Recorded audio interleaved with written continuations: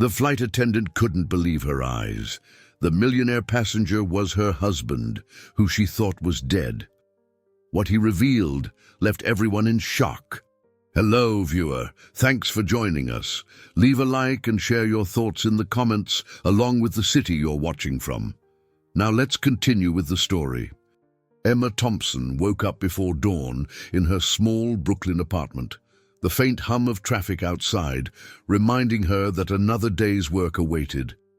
She moved quietly so as not to wake her 9-year-old daughter, Lily, who was tucked beneath a blanket in her bedroom. Every morning, Emma performed the same routine: brush her hair, don the crisp navy blue flight attendant uniform, and make sure her name tag was pinned perfectly. Today felt no different at first, yet an unplaceable heaviness lingered in her chest. Standing in front of the mirror, Emma examined her reflection. Faint lines around her brown eyes, a subtle tiredness in her expression. She was 42, with shoulder-length light brown hair and a slim, upright posture that betrayed her years of airline service. Years ago, these mornings had been more hopeful. She would watch her husband, David, rush to get ready for his own job, and they'd sometimes share a quick breakfast. But after David's helicopter vanished 3 years ago, that easy warmth in the apartment had faded. All that remained was an ache she carried silently. It was nearly 5 a.m. when Emma tiptoed into Lily's room. She gently kissed her daughter's forehead and paused to admire the child's peaceful face. Lily had David's slight dimple and the same warm complexion that used to light up Emma's world. Emma's mother, Margaret, would take Lily to school later in the morning, allowing Emma to head to the airport with a clear mind. Lily was a sensitive child who looked for her father's face in old photographs. Emma always tried to stay composed around Lily, but at times the constant questions about why her daddy never came home made her heart twist. She grabbed her luggage and left the apartment quietly, catching a cab to JFK Airport. The crisp fall air nipped at her face when she stepped onto the sidewalk. Her scarf offered little protection from the breeze, but she welcomed the jolt to her senses. Work had become a refuge, an all-consuming world of safety checks, polite smiles, and passenger requests. It left little time for the loneliness she felt whenever she let her guard down. At the airport, fluorescent lights and a rush of travelers greeted her. Emma navigated past families weighed down by suitcases, business travelers juggling briefcases and cell phones, and couples who reminded her of the life she had once treasured. Still, she maintained her practiced smile. She reached the crew lounge, where she spotted Charlotte Miller, her closest friend and fellow flight attendant. Charlotte, 35, stood near a coffee machine in her own uniform, her auburn hair pulled back in a neat bun. "Morning, Em," Charlotte said, passing her a fresh cup of coffee. "You look like you barely slept. Everything okay?" Emma mustered a small smile. "Thanks, Char. Lily had a nightmare last night. She's been anxious again, asking if her father might still be out there." Charlotte frowned, sympathy in her grey eyes. "I can't imagine how tough that is for her." "For both of you. If there's anything I can do..." Emma nodded, appreciating the sentiment. Charlotte was the only person at work who knew the full extent of Emma's story. Everyone else just saw a competent, sometimes reserved flight attendant who had lost her husband in a tragic accident. Charlotte, however, had been the one who showed up with soup and a comforting presence in the darkest hours after David's disappearance. They moved along to the briefing area, where they found Michael Roberts, the co-pilot for their flight, flipping through a sheaf of papers. Michael was in his early 40s, tall and broad-shouldered, with an easy smile. He offered a friendly nod. "Ready for another cross-country trip, ladies?" Emma glanced at the flight schedule pinned on the wall. Flight LA303, JFK to Los Angeles. Approximately 5.5 hours in the air. It was a route she took regularly, but for some reason, a tiny shiver raced through her this morning. She chalked it up to lack of sleep. "Always ready," she said, as confidently as she could. They met the rest of the crew, listened to the safety briefing, and discussed any special passenger notes. Then they headed to the jet bridge, uniforms immaculate and demeanors calm. The cabin was already bustling. Economy passengers dragged carry-on bags, searching for overhead bin space. In first class, business travelers settled in, checking emails or sipping morning coffee. Emma and Charlotte began the usual safety checks and seatbelt demonstrations. The routine comforted Emma. Its predictability was a shield against the chaos of her personal life. Once she finished the final head count, she stepped to the front of the cabin. That was when she felt a sudden, inexplicable sense of unease, like a whisper in the back of her mind, urging her to stay alert. As the plane taxied down the runway, Emma clutched the edge of a seat to steady herself. She wasn't sure why she felt so on edge, only that the sensation of something out of the ordinary was impossible to ignore. The engines roared. Emma forced a measured breath, continuing her tasks as the aircraft lifted into the sky. She reminded herself that she was safe. Lily was safe at home with Margaret. Everything was normal, yet she couldn't shake the feeling that this flight, which had begun so routinely, would soon change her life more than she ever thought possible. The seatbelt sign blinked overhead as the plane cruised at a steady altitude. Emma moved gracefully down the aisle, offering drinks and snacks. The cabin lights were dimmed for morning travelers who wanted a quick nap, though a few energetic souls tapped away on laptops or chatted softly in pairs. She paused in first class, where she handed a cup of black coffee to a woman named Tiffany Caldwell, a sharp-dressed executive with a sleek laptop open on her tray table. Tiffany thanked her politely, but her eyes were flicking past Emma's shoulder as if distracted by something behind her. "Everything all right?" Emma asked, following Tiffany's gaze. Tiffany hesitated, glancing from Emma to another passenger a few rows ahead, someone engrossed in a phone conversation, voice hushed but posture tense. "Yes, I'm fine," Tiffany murmured, turning back to her screen. "Just a bit on edge. Work issues." Emma smiled politely, though the exchange left her curious. She continued her service, noticing that Charlotte was serving 2 rows behind. Just as Emma was about to move on, she glimpsed the man Tiffany had been staring at. He sat alone, wearing a dark suit and holding his phone close. From the corner of her eye, Emma caught the shape of his jaw, angular but familiar, though she told herself it was her imagination. He had short, well-groomed hair and hands that seemed to tremble ever so slightly as he ended his call. Something about him felt uncanny. Emma adjusted her scarf, reminding herself not to stare. It was unprofessional to become fixated on a passenger. Still, her heartbeat quickened. He turned his head briefly, and for a split second, Emma saw his face in profile. Her breath caught in her throat as a flash of memory threatened to overwhelm her. The slope of his nose, the curve of his cheekbone, the subtle dip at the corner of his mouth. It was a face that once consumed her world. She shook off the thought, knowing it was impossible for David to be on this flight. He had been declared dead after the rescue teams failed to find any trace of survivors. She felt a wave of guilt for even daring to imagine the man she loved might be alive.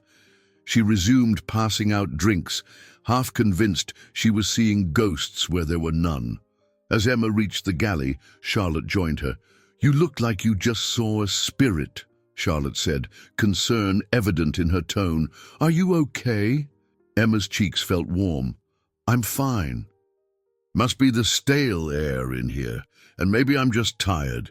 Charlotte gave her a doubtful glance. "Well, take a moment if you need to.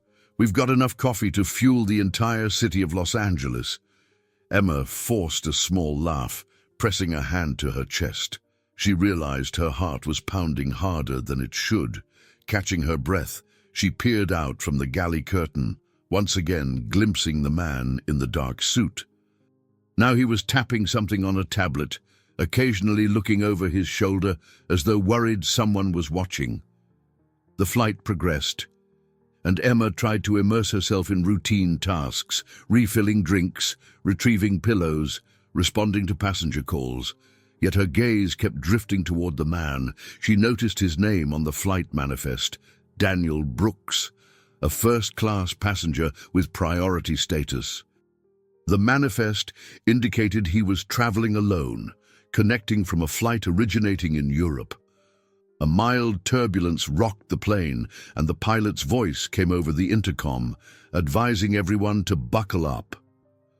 Emma steadied herself against the seat, ignoring the quick flutter in her stomach. When the turbulence subsided, she heard Tiffany Caldwell speaking in hushed tones to another passenger about something very peculiar happening with some overseas contracts.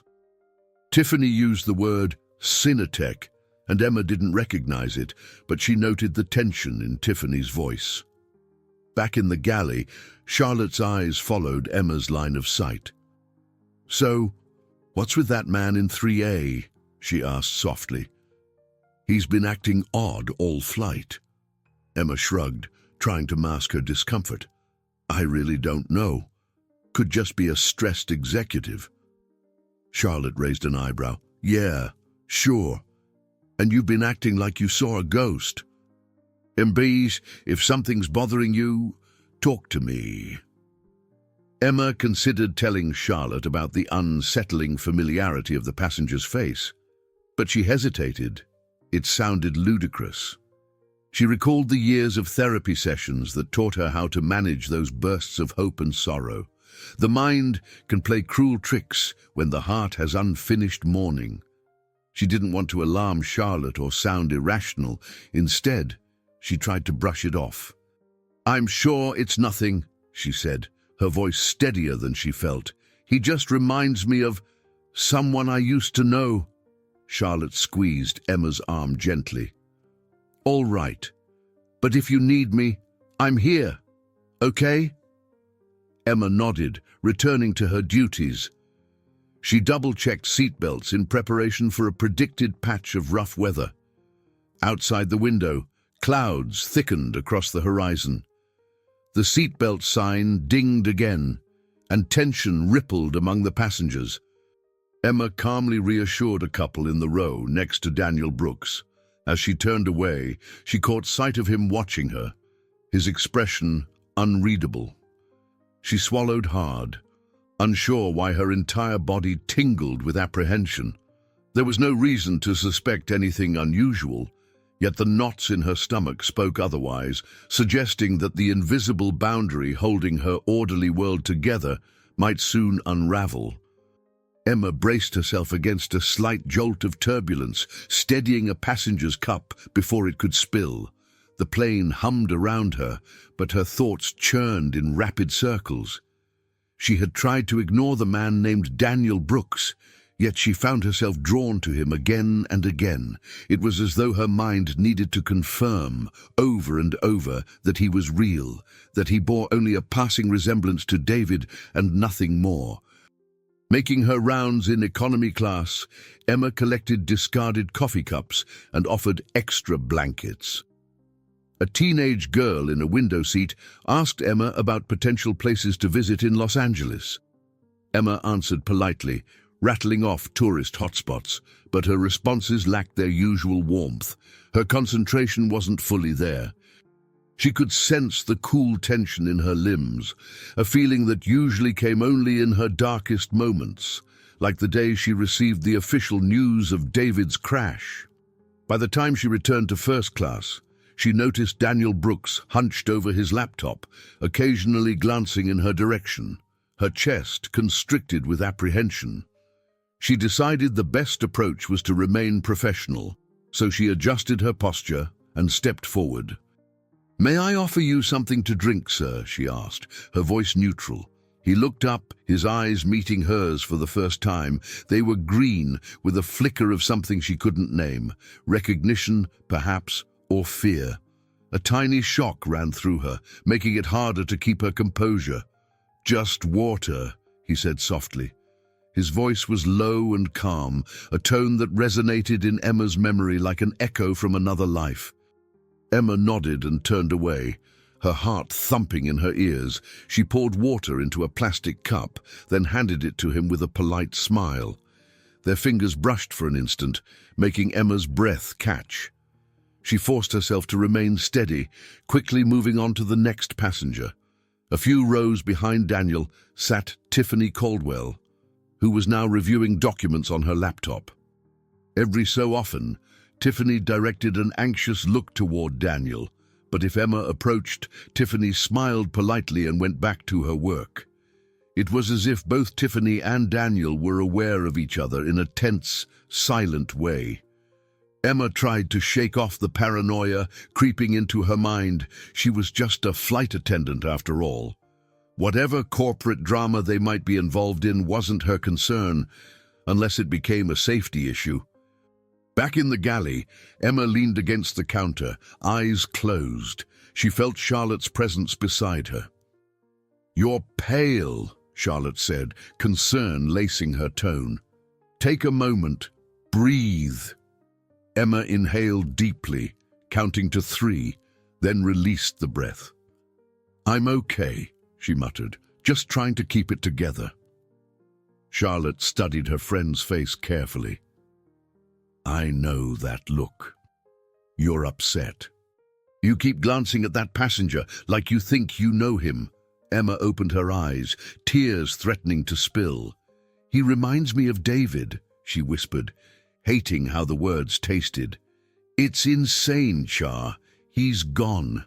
I was at his funeral." Charlotte's expression softened. "I'm sorry. This must be ripping old wounds wide open."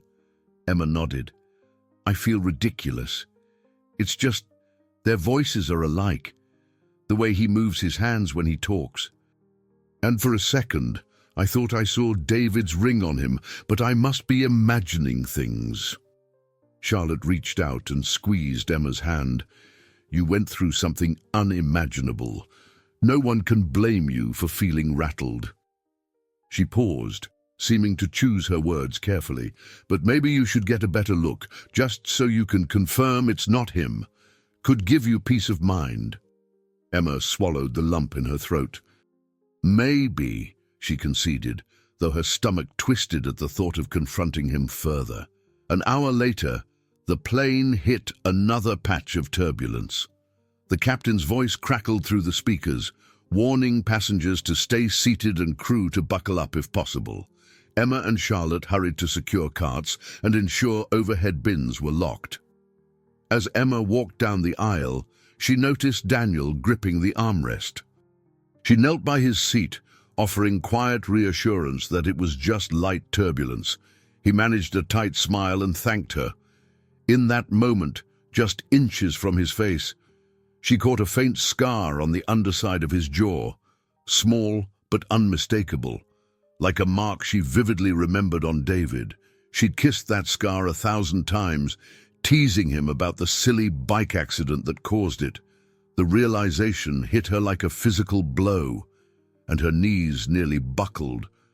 She forced herself to stand, forcing a polite nod, then moved on. But her mind spiraled with a single, terrifying thought. If this man truly had that identical scar, he wasn't just someone who resembled David. He might actually be David, the husband she believed lost forever. And if that was true, then everything she'd built these last 3 years, every tear shed, every acceptance of widowhood, was based on a devastating lie. The turbulence eased, but Emma's internal unrest only grew stronger. She slipped into a small storage alcove near the cockpit to gather her thoughts.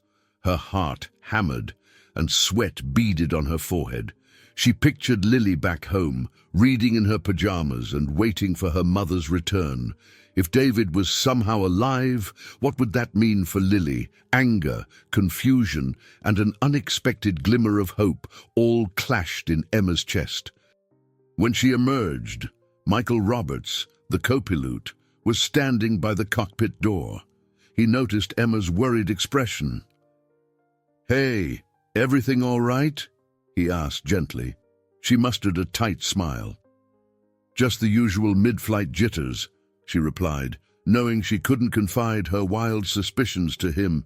Michael, though friendly, wasn't someone she felt comfortable sharing something so personal, especially something that sounded so impossible. "All right," Michael said, stepping aside to let her pass. "But if you need anything, or if something's off, you can always come to me." She thanked him, touched by his concern, but unwilling to bare her heart. She headed back to first class, where Charlotte was checking on passengers. Emma began assisting with water refills, her eyes scanning for Daniel Brooks. He was now leaning back in his seat, laptop closed. At first glance, he looked completely at ease. But Emma noticed a tremor in his fingers, a quick glance toward the aisle, as if he too was wrestling with private turmoil. Emma's mind spun with a dozen questions. If this man truly was David, why on earth would he fake his own death? Why remain hidden all this time, leaving her and Lily to grieve? She thought of the day the helicopter vanished, how David had seemed tense before leaving, but told her it was just a high-stakes project. She recalled how, in the weeks leading up to that final flight, he'd received odd phone calls at night, and how he often reassured her everything was fine. It was all heartbreakingly suspicious in hindsight. After the seatbelt sign was turned off, passengers began to relax again. Emma approached Charlotte, gently took her friend by the elbow, and guided her toward the galley for a moment of privacy. "I need your advice," Emma whispered urgently. "What if I'm not just imagining things? What if he really is David?" Charlotte's eyes widened. "Emma, you've lived with that loss for 3 years. If he truly is David, there must be a monumental reason for his disappearance." Emma nodded, her breath shallow. "But how can I even approach him about it? We're at 35,000 feet, for heaven's sake. It feels insane." Charlotte pursed her lips, a look of compassion crossing her face. "Maybe wait until we land. If you confront him now, it could escalate into a scene. But Emma, if you're right, you need answers. You deserve them." Emma felt tears threaten again, but swallowed them back. "I'm worried about the danger this could pose. For him, for me, for Lily. I have no idea what's going on." Before Charlotte could respond, a chime signaled a passenger needing assistance in first class. Emma quickly pulled herself together and returned to the aisle. The request had come from Tiffany Caldwell, who seemed more on edge than before. "I'm sorry to bother you," Tiffany said in a low voice, "but could I get a refill? And do you happen to know that gentleman in seat 3A? Emma kept her expression neutral. "I'm afraid I don't know him personally. Is there an issue?" Tiffany looked torn, as if she wanted to confide in someone but was unsure. Finally, she sighed. No issue. Just a passing curiosity." "Let's leave it at that." Emma refilled Tiffany's glass and made her way to Daniel's row. He looked up at her, his gaze flickering with what seemed like recognition. The unspoken tension between them crackled in the air. Emma clenched her hands, fighting the urge to demand answers right then and there. Instead, she asked if he needed anything. He shook his head, a half-formed smile on his lips that vanished almost as soon as it appeared.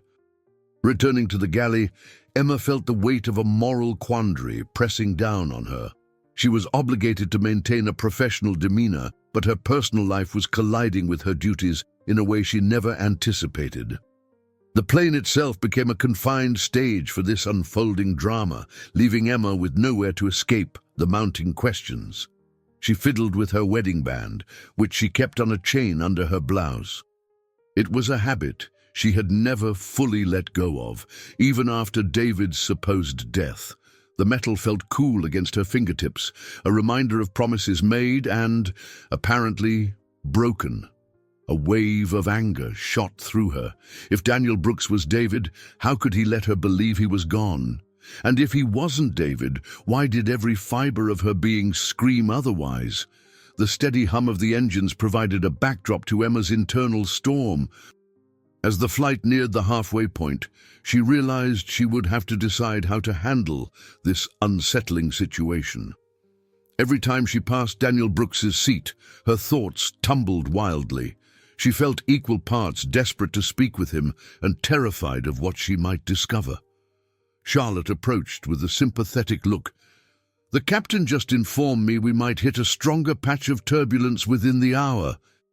Hopefully not severe, but we should be ready." Emma nodded automatically. "All right, let's secure everything we can. We might want to hand out any refreshments now, just in case." They began distributing water and snacks throughout first class. When Emma reached Daniel's seat, he accepted a small bag of pretzels without a word. She sensed a tension in him, as though he was waiting for her to speak. Yet neither of them broke the silence. Minutes later, the turbulence arrived like an unwelcome guest. The aircraft bounced suddenly, causing passengers to gasp and grip their armrests. Emma and Charlotte secured themselves, both wearing forced smiles to reassure everyone. Anxious voices rose, and Emma did her best to keep calm, offering steadying hands and gentle words to those who needed them. The pilot's voice crackled overhead. "Ladies and gentlemen, we've encountered a sudden system. We'll be diverting to Denver for a brief stop. Please remain seated with your seatbelts fastened." A ripple of concern spread through the cabin.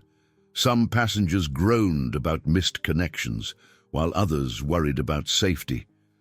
Daniel Brooks appeared tense, checking his watch and fiddling with his phone. Tiffany Caldwell closed her laptop with a snap, her lips drawn into a thin line. Emma's own heart pounded. A diversion to Denver meant an unscheduled landing, an opportunity she hadn't expected. Once on the ground, the flight crew and passengers might have time to disembark. The possibility of confronting Daniel or David, or whoever he was, away from the confines of the aircraft beckoned Emma like a beacon. Yet the thought also made her stomach churn. The descent was bumpy, with the plane dipping in and out of thick cloud layers. Emma heard a baby crying in economy class, and she longed to go soothe the child, but the seatbelt sign forced everyone to remain strapped in. Tension clung to the air like static electricity. Emma's knuckles whitened as she gripped the armrest of her jump seat, mind racing. This was a chance she couldn't ignore. When the plane finally touched down in Denver, relief mingled with anxiety as passengers unfastened their belts. Announcements came through about a potential mechanical check due to the turbulence, meaning a delay on the ground. Emma stood, adjusting her uniform, and prepared to help coordinate the temporary disembarkation. Charlotte whispered, "You should talk to him once we're off the plane." Emma bit her lip, fear warring with resolve. "I have to," she said, voice trembling. "But I'm scared. If it really is David..." "Charlotte, how do I handle that?" Charlotte squeezed her hand. "One step at a time. You need answers, and if he's not David, you can put this painful uncertainty behind you." They began assisting passengers into the terminal, guiding them to a small waiting area while the maintenance crew inspected the aircraft.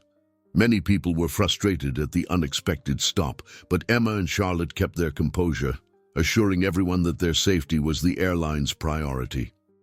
Daniel Brooks exited the plane with a guarded expression, clutching a sleek laptop bag. Emma watched him head toward an empty row of seats near a window. She took a steadying breath and approached him. As she neared, she noticed him glancing around, as though searching for someone or making sure no one was eavesdropping. When his eyes landed on Emma, he appeared to stiffen, but he didn't stand up. Gathering courage, Emma stepped closer. Her voice was soft but resolute. "Sir, I'm sorry to bother you, but I'd like a word." He looked at her, and for an agonizing moment, time seemed to freeze. Emma could hear the faint announcements echoing through the terminal, see other passengers milling about behind them. But the only thing that mattered was this confrontation. Daniel swallowed hard, then nodded. Yes, he said in a barely audible whisper. Let's step aside. They moved to a quieter corner, near a row of large windows overlooking the Denver tarmac. Outside, ground crews bustled around the plane, checking the wings and tires. The fluorescent lights of the terminal glinted off the tears Emma fought to keep at bay. Summoning her nerve, she met his gaze. "Do I know you?" He opened his mouth, struggling for words, his eyes flickering with something akin to sorrow. "Emma," he breathed at last, "you have every right to hate me. There's no easy way to say this. I can't fully explain here, but I'm so sorry. I never wanted to leave you. I never wanted to hurt you." Her heart thundered so loudly she feared he might hear it. The voice, the trembling in his hands, that faint scar she'd spotted, her worst and wildest suspicions converged into a single terrifying truth. Her knees felt weak, and she had to place a hand on a nearby seat for support. She stared at him, words caught in her throat, the storm of emotions too vast to name. Around them, the terminal buzzed with the normal chaos of a diverted flight, but for Emma, everything else ceased to exist.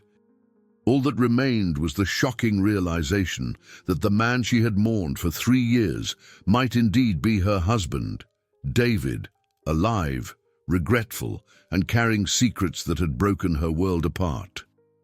Emma stood by the large windows of Denver International Airport, blinking away tears as the realization sank in. The man calling himself Daniel Brooks was, beyond any doubt, her husband David. His eyes, voice, and that unmistakable scar left no room for denial. But the confusion of why he left, how he survived, and what forced him to hide still clouded her every thought. She stepped away from him for a moment, drawing in a shaky breath. Passengers from the diverted flight milled around, some complaining about the delay, others stretching their legs and making phone calls. The overhead announcements about connecting flights and local weather added to the cacophony. David, she couldn't bring herself to call him Daniel, rubbed his temples, then glanced at Emma with an expression that revealed both guilt and longing. "I know this is overwhelming," he said quietly, hesitating before taking a step closer. "I want to explain everything, but this isn't the place. We're being watched." Emma's pulse quickened. "Watched? By who?" He lowered his voice. "It's a long story. But you, Lily, even your mother, you're all in danger if I don't handle this properly. I had to disappear. I had no choice." She fought a wave of anger. "No choice! You left me to raise our daughter alone, believing you were dead. Do you have any idea?" Her voice faltered as a wave of emotion blocked the rest of her sentence. David's face contorted with remorse. "I'm sorry," he whispered. "I thought if I broke contact completely, you'd be safe." It was the only way. Just then, Charlotte approached with concern evident in her eyes. She had remained at a respectful distance, but now sensed Emma needed support. "Is everything okay?" she asked softly. Emma swallowed hard, looking between Charlotte and David. "Charlotte, this is David," she managed, voice trembling. "My husband." Charlotte's hand flew to her mouth. She stared at him, shock registering on her features. "Oh my God, Emma! When?" She couldn't complete her thought, but the gravity of the moment pulled her into silence. David cleared his throat. "We can't talk here. Too many ears, too many eyes. We need privacy." Emma glanced around, noting a few passengers who seemed more curious than normal. Tiffany Caldwell stood near the gate desk, her laptop case clutched under her arm, gaze drifting now and then toward David. Another man in a dark jacket walked slowly across the terminal, seeming to glance in their direction before looking away. The lingering sense of being watched put Emma on edge. She took a resolute breath. "All right, let's find somewhere we can be alone." Turning to Charlotte, she added, "We still have responsibilities with the flight.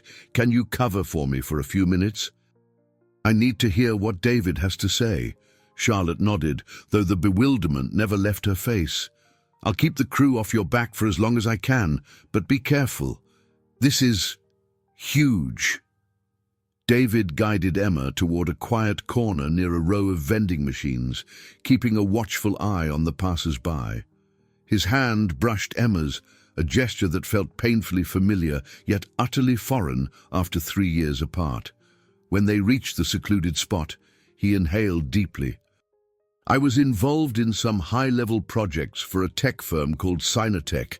They're not just software developers, they have ties to private security and less savory organizations. I uncovered corruption that went beyond what I ever imagined. When I tried to back out, I started receiving threats against you and Lily. Emma's throat constricted. So, you staged a helicopter crash. It was arranged by someone inside Synatech, someone sympathetic. They made it look like my flight went down, and I vanished under a different identity. It was the only way to buy time to gather evidence. But it spiraled out of control. He paused, looking pained. I know I should have found a way to let you know, but any contact could have exposed you. I never wanted to hurt you like this. She felt tears prick her eyes again, but held them back. 3 years, David. Lily thinks you're dead. She cried for you every night. He hung his head. I've been tracking her progress from the shadows. It killed me not to be there, but it was the only way I knew to keep her safe. Emma pressed her palms to her temples, reeling from the information. A flood of bitterness and sorrow churned within her, battling with a faint flicker of relief that he was alive. Why show up now? She asked, voice tight. Because something changed, David replied, scanning the area again. Synatech is stepping up its threats. If I don't deliver what they want, or if I go public, they'll come after you and Lily. I need to find a way to finish this before it's too late, and I can't do it alone. His words hung in the air. Emma recognized the urgency, the edge of genuine fear. We have a couple of hours at most before they clear the plane to continue to LA, she murmured. After that, what happens? David raked a hand through his hair, looking weary. I have a contact in Los Angeles who might help me blow the whistle on Synatech, but we'll be on their radar. If you decide to help me, or even just keep my secret, it's dangerous. Emma glanced back at Charlotte, who was busy directing passengers toward a nearby cafe. She pictured Lily's face, the endless nights of anguish, and now the threat that loomed. She turned back to David, her chest tightening. I can't just pretend nothing's happened, she said hoarsely. But neither can I forgive you in an instant. David reached for her hand, but she pulled back, heart pounding. I understand, he whispered. I'll do whatever it takes to earn your trust again, but right now, we have to make a plan. Emma hurried back to where Charlotte stood, watching passengers mill around nervously. Charlotte caught Emma's eye and raised her brows in silent question. Without explanation, Emma led her friend a few steps away from the bustle. David needs a secure place to talk. He's apparently in serious trouble, Emma murmured. She noticed the confusion in Charlotte's face and realized how vague it all sounded. I can't even begin to tell you everything, but I need your help covering for me, Charlotte sighed, pushing a lock of auburn hair behind her ear. You know I've got your back, Em. I don't even know what to say, though. This is unbelievable.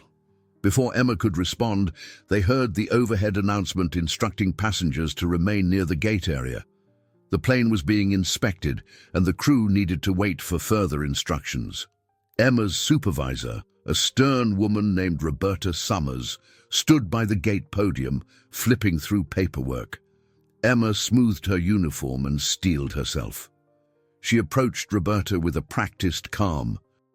Everything all right, Roberta? Roberta looked up, her thin lips curving down in a perpetual frown. They're saying we might be here another hour at least. I'm trying to coordinate meal vouchers for the passengers. Her eyes flicked to Emma, noting the tension. "You doing okay?" Emma nodded, forcing a tight smile, "Just making sure our passengers are comfortable. If you don't mind, Charlotte and I will check in on them and see if anyone needs extra assistance." Roberta appeared satisfied with that. "Do it quickly. We don't know how long it'll be until we reboard." Emma and Charlotte used the opportunity to guide groups of travelers to the nearby restaurant options. Tiffany Caldwell lingered by a charging station, occasionally glancing toward David, who was typing on his phone at a small table. Emma avoided Tiffany's eye, not wanting to spark more suspicion. In hushed tones, Charlotte asked, "Did he explain anything about how he survived?" Emma drew in a breath. "Yes, something about a staged crash, corporate corruption, threats. I still don't understand it all. I'm furious, but I also can't ignore him. He looks genuinely scared." Charlotte squeezed Emma's arm. "I'm worried for you. But if he's telling the truth, you might be in danger too." Her gaze shifted to David. "I can distract Roberta while you and David talk. Go somewhere you won't be overheard, but don't let him corner you." Emma gave Charlotte a grateful look, remembering all the times her friend had been her rock. She walked over to David, who immediately stood, tension in every muscle. "We have maybe an hour," she whispered. "Follow me!" She led him through a side hallway that opened onto a quiet lounge, usually reserved for airline employees. The lights were dim, the furniture worn but comfortable, and there was no one else around. Emma closed the door behind them, her hand trembling on the knob. David stood a few feet away, hands in his pockets, studying her face as if searching for clues of her state of mind. "Emma," he began softly, "I know you need answers, but I'm begging you to consider the risks. If you stay too close to me, you might get hurt." She crossed her arms, a swirl of anger and relief battling inside. "You already hurt me, David, and you hurt Lily. We grieved for you. I don't know if I can forgive that." David swallowed hard, guilt radiating from him. "I understand. I wish I could undo it, but my priority was keeping you alive. If you only knew some of the things I uncovered." He exhaled sharply, as though the weight of his secrets was crushing him. "Cinetech has powerful connections with private security groups. They're working on something involving national defense contracts. And I stumbled on irregularities, kickbacks, illegal tech sales overseas. When I started asking questions, they threatened you and Lily. I got word from an inside source that an accident was being arranged for me.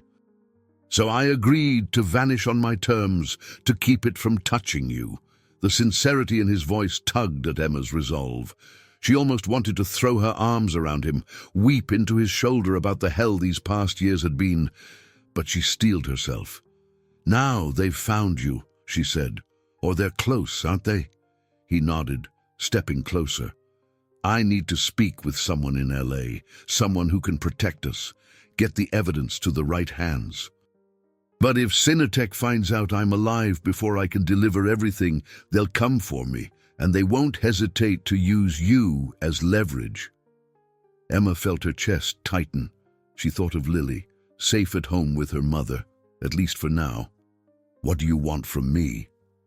"Honesty," David replied, lowering his gaze. "A chance to earn back your trust, and your cooperation once this flight continues. I can't do this alone. I never meant to drag you into this mess, but you deserve the truth now." Emma's breathing turned ragged, and she pictured Lily's face. "If you're serious about wanting my help, then we protect Lily first. That's non-negotiable, and I want real answers, no more half-truths." David nodded slowly. "Agreed. Whatever it takes." Outside the lounge, footsteps echoed. Emma tensed, worried they'd been discovered, but the footsteps faded away, leaving them alone again. She realized that in choosing to listen, she was crossing a threshold into a new reality, one where David was not a memory, but a living, breathing man with dangerous secrets.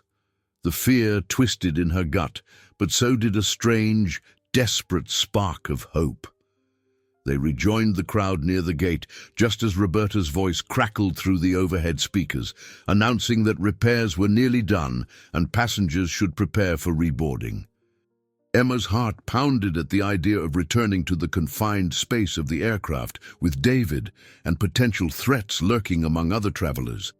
It felt like stepping into another realm, one where the normal rules of her professional life no longer applied. Passengers shuffled toward the podium, scanning boarding passes again. Charlotte stood off to the side, expression tight. Emma approached, leaning in to speak quietly. "We don't have long. He says there's danger involved, but that he won't let me get hurt. I'm torn, Char." Charlotte put a gentle hand on Emma's shoulder. "You've got to trust your instincts. If you believe he's telling the truth about these threats, maybe you should keep him in sight, so you can watch each other's backs." Emma nodded, albeit reluctantly. "Yes, I just can't believe how everything turned upside down in a single day." The line began to move, and Emma and Charlotte joined the passengers in boarding again. David passed by them, nodding once, a silent assurance he would cooperate. Near the jet bridge, Tiffany Caldwell was arguing with a gate agent about needing to make an important meeting in Los Angeles. She glanced at David, and Emma caught that same flicker of unease. Something about Tiffany's interest in David set Emma on edge. Once aboard, the mood felt different. The tension that had simmered quietly before was now palpable. Emma noticed a man she hadn't seen earlier in first class, a stranger with short, dark hair and a crisp suit who flashed a strained smile at her. He seemed out of place, like he was scanning the cabin for something or someone. She tried not to overthink it, but every instinct told her he was watching. As the plane prepared for takeoff, Emma took her jump seat, instructing passengers on safety measures yet again. Across the aisle, David stared out the window, his laptop secured. Charlotte gave Emma a discreet glance from her own seat, as if silently checking on her. Once airborne, Emma moved through the cabin, double-checking overhead bins. She paused when she saw Tiffany Caldwell leaning across the aisle, speaking in low tones to the man with the crisp suit. They stopped talking abruptly when Emma approached, each offering polite smiles. Emma felt heat rise in her cheeks, but continued on, maintaining professionalism. When she reached David's row, he looked up with guarded eyes. "How long until we land in LA? 4 hours, maybe less, depending on winds," Emma replied evenly, though her heart was racing. "You okay?" He gave a faint nod. "Just anxious. My contact will be waiting." Emma handed him a small bottle of water. "I'll keep an eye on Tiffany Caldwell and that other man in the suit. Something about them feels off." David's gaze flicked to where Tiffany sat. "I've seen her on other flights before. She works for a consulting firm that has dealings with Sinotech. I suspect she's not a direct threat, but she might report seeing me." Emma caught the worry in his voice. "Then what do we do?" Before he could answer, a passenger behind them requested Emma's help with a jammed overhead bin. She forced a reassuring smile, turning away to assist. She found Charlotte in the galley afterward, grabbing extra napkins. "You all right?" Charlotte asked, brow furrowed. "You look like you're ready to jump out of the plane." Emma exhaled a shaky breath. "We still have hours trapped in here with potential threats." Charlotte touched Emma's arm. "Listen, we focus on our jobs.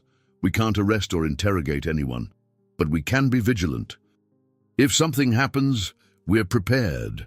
Emma nodded. "I just never expected my normal to turn into this espionage nightmare." The rest of the flight continued with an undercurrent of unease. Emma carried out her duties, mindful of every suspicious glance or hushed conversation. She overheard Tiffany on a call, whispering about meeting the team at LAX. Meanwhile, the man in the crisp suit barely touched his drink, his eyes darting around as though cataloguing the passengers. In between serving drinks, Emma managed to exchange hushed words with David. He stayed cautious, saying there might be watchers trying to figure out if he was indeed the same, David presumed dead years ago. Emma's stomach churned at the thought. She remembered the grief so vividly that it seemed surreal to be conspiring with him like characters from a spy thriller. Hours later, the plane began its descent toward Los Angeles. Emma could see the city lights glimmering in the darkness.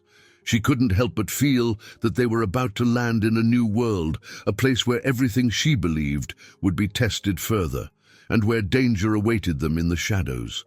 Touchdown at LAX brought a subtle wave of relief. Emma stood at the front of the plane, thanking passengers as they disembarked. The typical hustle of Los Angeles beckoned beyond the jet bridge, a promise of bright lights and busy terminals. Despite the familiarity, Emma sensed a shift in her reality. Once she left the confines of the aircraft, her life would no longer be the same. Tiffany Caldwell exited quickly, phone pressed to her ear, heels clicking briskly on the jet bridge. She threw a final glance over her shoulder, her gaze flitting to David and then to Emma.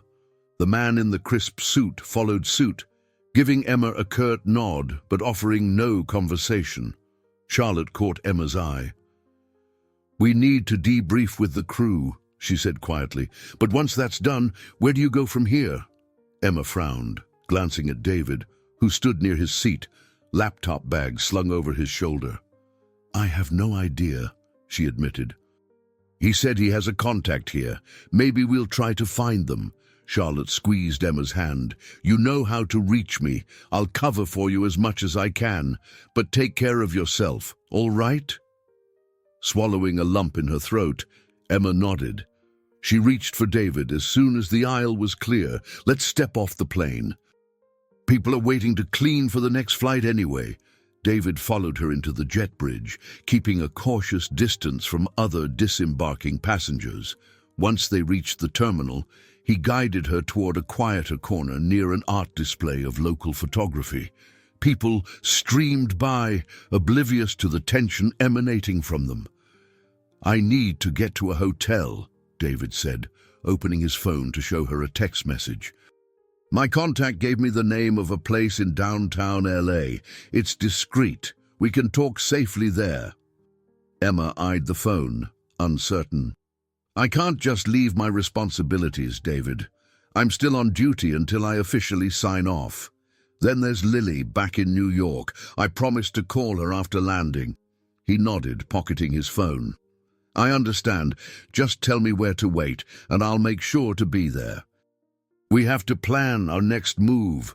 Emma glanced around the bustling terminal, her mind spinning. She should be heading to the crew lounge, filing a post-flight report. Instead, she was torn between duty and the frightening, urgent situation at hand. "Give me an hour," she said at last. "I need to check out with the airline and let Charlotte and the others know I'm safe."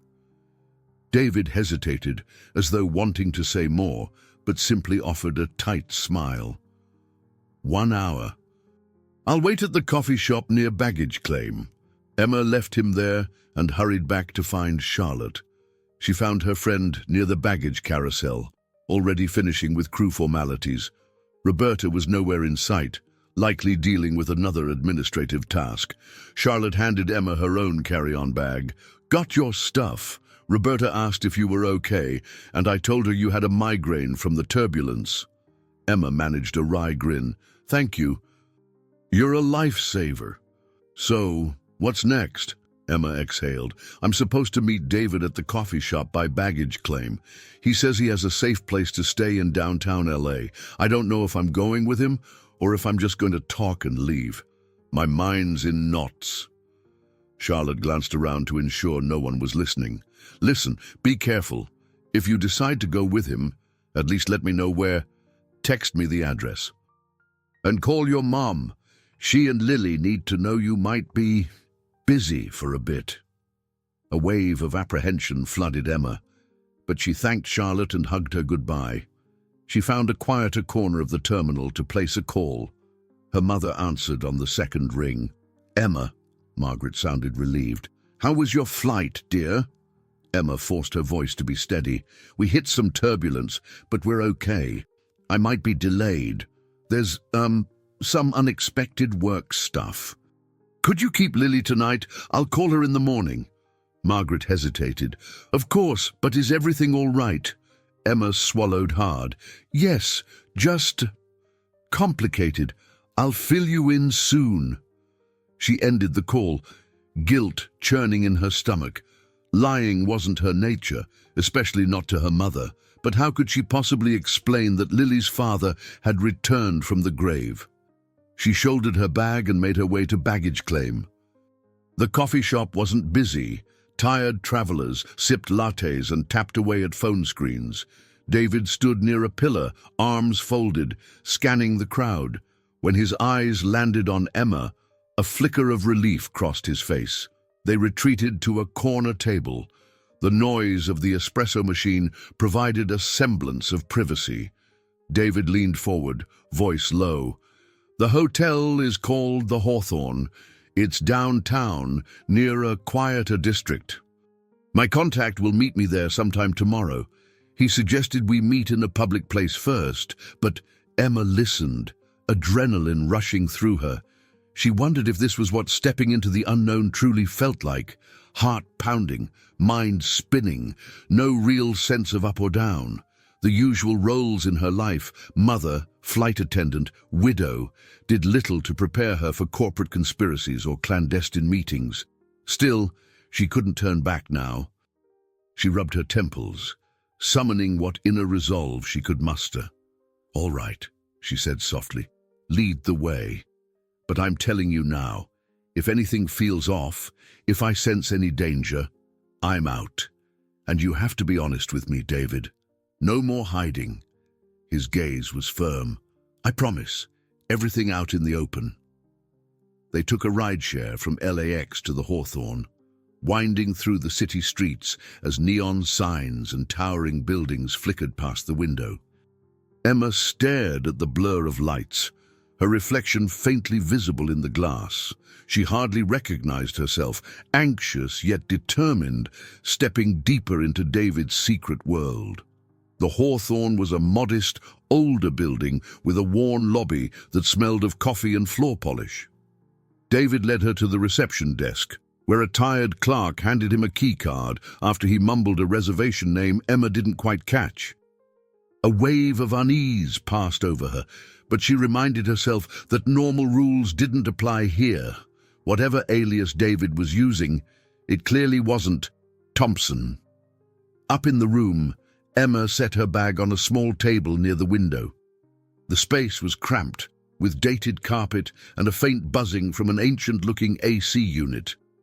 David locked the door behind them, leaning against it for a moment, as though relieved to have even that thin barrier between them and the outside world. "So," Emma said, folding her arms, "are you going to tell me more?" David opened his laptop bag and took out a sleek black device, smaller than a tablet but more advanced looking. "This holds everything I've collected on Cinetech, emails, contract details, offshore accounts. I'm supposed to meet my contact, a journalist named Garrett Lee, tomorrow afternoon. He promised to publish a bombshell report once he validates the files." Emma chewed her lip. "If this is so explosive, why not go to the police?" David sighed, rubbing the back of his neck. "Cinetech's influence runs deep. There are powerful people in law enforcement who might tip them off. Garrett has connections to honest investigators, people who can bypass the ones on Cinetech's payroll, but it's risky. If Cinetech finds out I'm alive before the story goes public, they'll try to silence me." Emma took a seat on the edge of the bed, trying to process the enormity of what he was saying. "And Tiffany Caldwell? You said she might suspect something. She was definitely watching you on the plane. She works for a consulting firm that sometimes partners with Cinetech." David explained. If she recognized me, she could alert the company. And that man in the suit could be one of their internal security agents or even a private mercenary. I'm not entirely sure. Emma shivered. This sounds like a spy novel. David grimaced. I wish it were just fiction. He powered on the device, and a flurry of digital folders appeared on the screen. Emma leaned in, glimpsing documents labeled with cryptic file names. Her stomach knotted as she realized the gravity of this evidence. She remembered those nights, years ago, when David would come home tense, brushing off her questions with vague reassurances. Back then, she had no idea how deep the danger went. She rose, crossing the room to stare out the window. 3 years, she whispered, a tremor in her voice. 3 years I spent grieving you. I lost so much, and Lily lost her father. She turned to face him, tears brimming. How do I explain to her that you're alive but never came home? David approached, stopping a few feet away. Emma, I know I can't fix the past, but if we don't see this through, there might not be a future for me or for us as a family. I want to be there for Lily, more than anything. Emma's anger flared, mixing with longing for the man she once adored. You left me alone. You have no idea the nights I spent trying to calm Lily's nightmares. The question she asked, why can't Daddy come back if they never found his body? His face creased with anguish. I checked in on her from afar, through a friend who kept tabs, occasionally even took photos. That's how I know she's in the advanced reading program, that she likes drawing pictures of planes and rockets. I wasn't completely gone, but I couldn't risk direct contact. I'm so sorry. Emma wrapped her arms around herself, uncertain whether to rail at him or break down sobbing. Instead, she stood there in silence, tears sliding down her cheeks. David hesitated, then carefully placed a hand on her shoulder. She didn't push him away, but she didn't lean in either. They stayed like that for a long moment, the hum of the AC the only sound in the room. Finally, Emma swallowed hard and stepped back, regaining a measure of composure. Tomorrow, you'll meet Garrett Lee. I'll go with you, but only because I need to ensure Lily is safe in the end. After that, I don't know. David nodded, his gaze earnest. I'll do whatever you ask. We're in this together now. Emma glanced at her phone, noticing missed calls from Charlotte. She pressed her lips tight, knowing her friend was likely worried. Tomorrow loomed like a question mark, but at least now she had something that felt like a plan, no matter how precarious it might be. They met Garrett Lee in the bustling lobby of a downtown cafe the next afternoon. The place smelled of fresh pastries and espresso, and conversations overlapped in a low roar. Daylight streamed through the windows, illuminating rows of tiny tables. Despite the lively atmosphere, Emma felt a chill as she stepped inside. David had insisted they meet in public to discourage any sudden moves from potential watchers. Garrett Lee turned out to be a slim man in his early 30s, with neatly parted black hair and wire-rimmed glasses. He wore a worn denim jacket and clutched a messenger bag that seemed stuffed with notes and recording devices. When he spotted David, Garrett's eyes widened briefly in recognition. Then he steeled his expression, as if bracing for a revelation. Daniel, or should I say David? Garrett greeted him with a nod, voice low. Let's grab a table at the back. Emma followed them, feeling the weight of each step. She glanced over her shoulder, half expecting Tiffany Caldwell or the man in the suit to appear. Although she didn't see them, her sense of being observed refused to vanish. Once seated, Garrett wasted no time. I've been in contact with your inside source, he said to David, then gave Emma a polite but searching glance. I assume you're Emma Thompson, David's wife? Emma tensed. I am, though I never expected to be involved in anything like this. Garrett opened his messenger bag, retrieving a small recording device. David's told me a little about your situation. Let me lay out the plan. I'll verify the data he has, then contact a few allies in law enforcement who aren't compromised. Once the evidence is safely placed in multiple hands, we'll release an initial press story.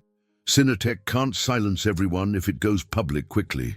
David nodded, placing the sleek device on the table. Garrett studied it carefully, then attached a cable from his laptop to the device. The screen glowed as files began populating. Emma watched lines of code and file names scroll by, her heart pounding at the notion that this was the kind of proof people would kill to conceal. Suddenly, a shadow fell across the table. Emma glanced up. The man in the crisp suit from the plane stood there, a forced smile plastered on his face. Up close, his gaze held a predatory glint. "Mr. Brooks, fancy meeting you again?" he said lightly, though his tone carried an undercurrent of menace. "I'm Robert Hale. I believe we might have mutual acquaintances at Cinetech." Emma's blood ran cold. She exchanged a look with David, who quickly closed the laptop. Garrett tensed, sliding the recording device back into his bag. "I'm sorry," David said, forcing a polite smile, "but I'm in a private meeting." Robert Hale remained unflinching. "Cinetech is concerned about your welfare. They'd like to bring you in for a quick conversation." "Sort out some loose ends." Emma's stomach twisted at the blatant insinuation. She sensed that loose ends very much included her and Garrett. "No thanks," David said, his voice firm. "I'm enjoying my coffee here." Hale's stare bored into David, then flicked to Emma and Garrett. He reached into his pocket, pulling out a business card, which he placed on the table. "Should you change your mind? Don't take too long." Then he walked away with calm deliberation, pausing at the door to cast one more glance in their direction before stepping outside. Emma let out a breath she hadn't realized she was holding. "We need to go. Now." Garrett shoved his laptop into the messenger bag, eyes wide. "If he saw what we're doing—" "He definitely did," David interrupted, face grim. "He's one of their security. They'll have people watching us." Together, they gathered their things and slipped out the back entrance of the cafe, weaving through alleys. The tall buildings and the midday crowds provided some cover.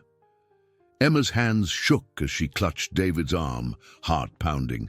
"Where do we go?" she whispered. "A hotel isn't safe now." Garrett checked his phone.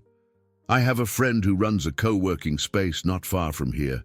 It's busy, lots of foot traffic. Harder for them to corner us. We can lie low there for a bit while I upload this data to multiple secure servers." They hailed a taxi on a side street, adrenaline fueling their urgency. Inside the cab, Emma's mind spun. She'd thought meeting Garrett would be the beginning of a solution. Instead, they'd been confronted by Cinetech's men almost immediately. The threat was far more tangible than she'd realized. David wrapped an arm around Emma's shoulders, and she fought the conflicting urge to push him away and cling to him at the same time. She let herself lean against him, if only for a moment, feeling the warmth and comfort of the man she once knew so intimately. Yet doubt tugged at her. Cinetech knew David was alive. They knew he was in Los Angeles.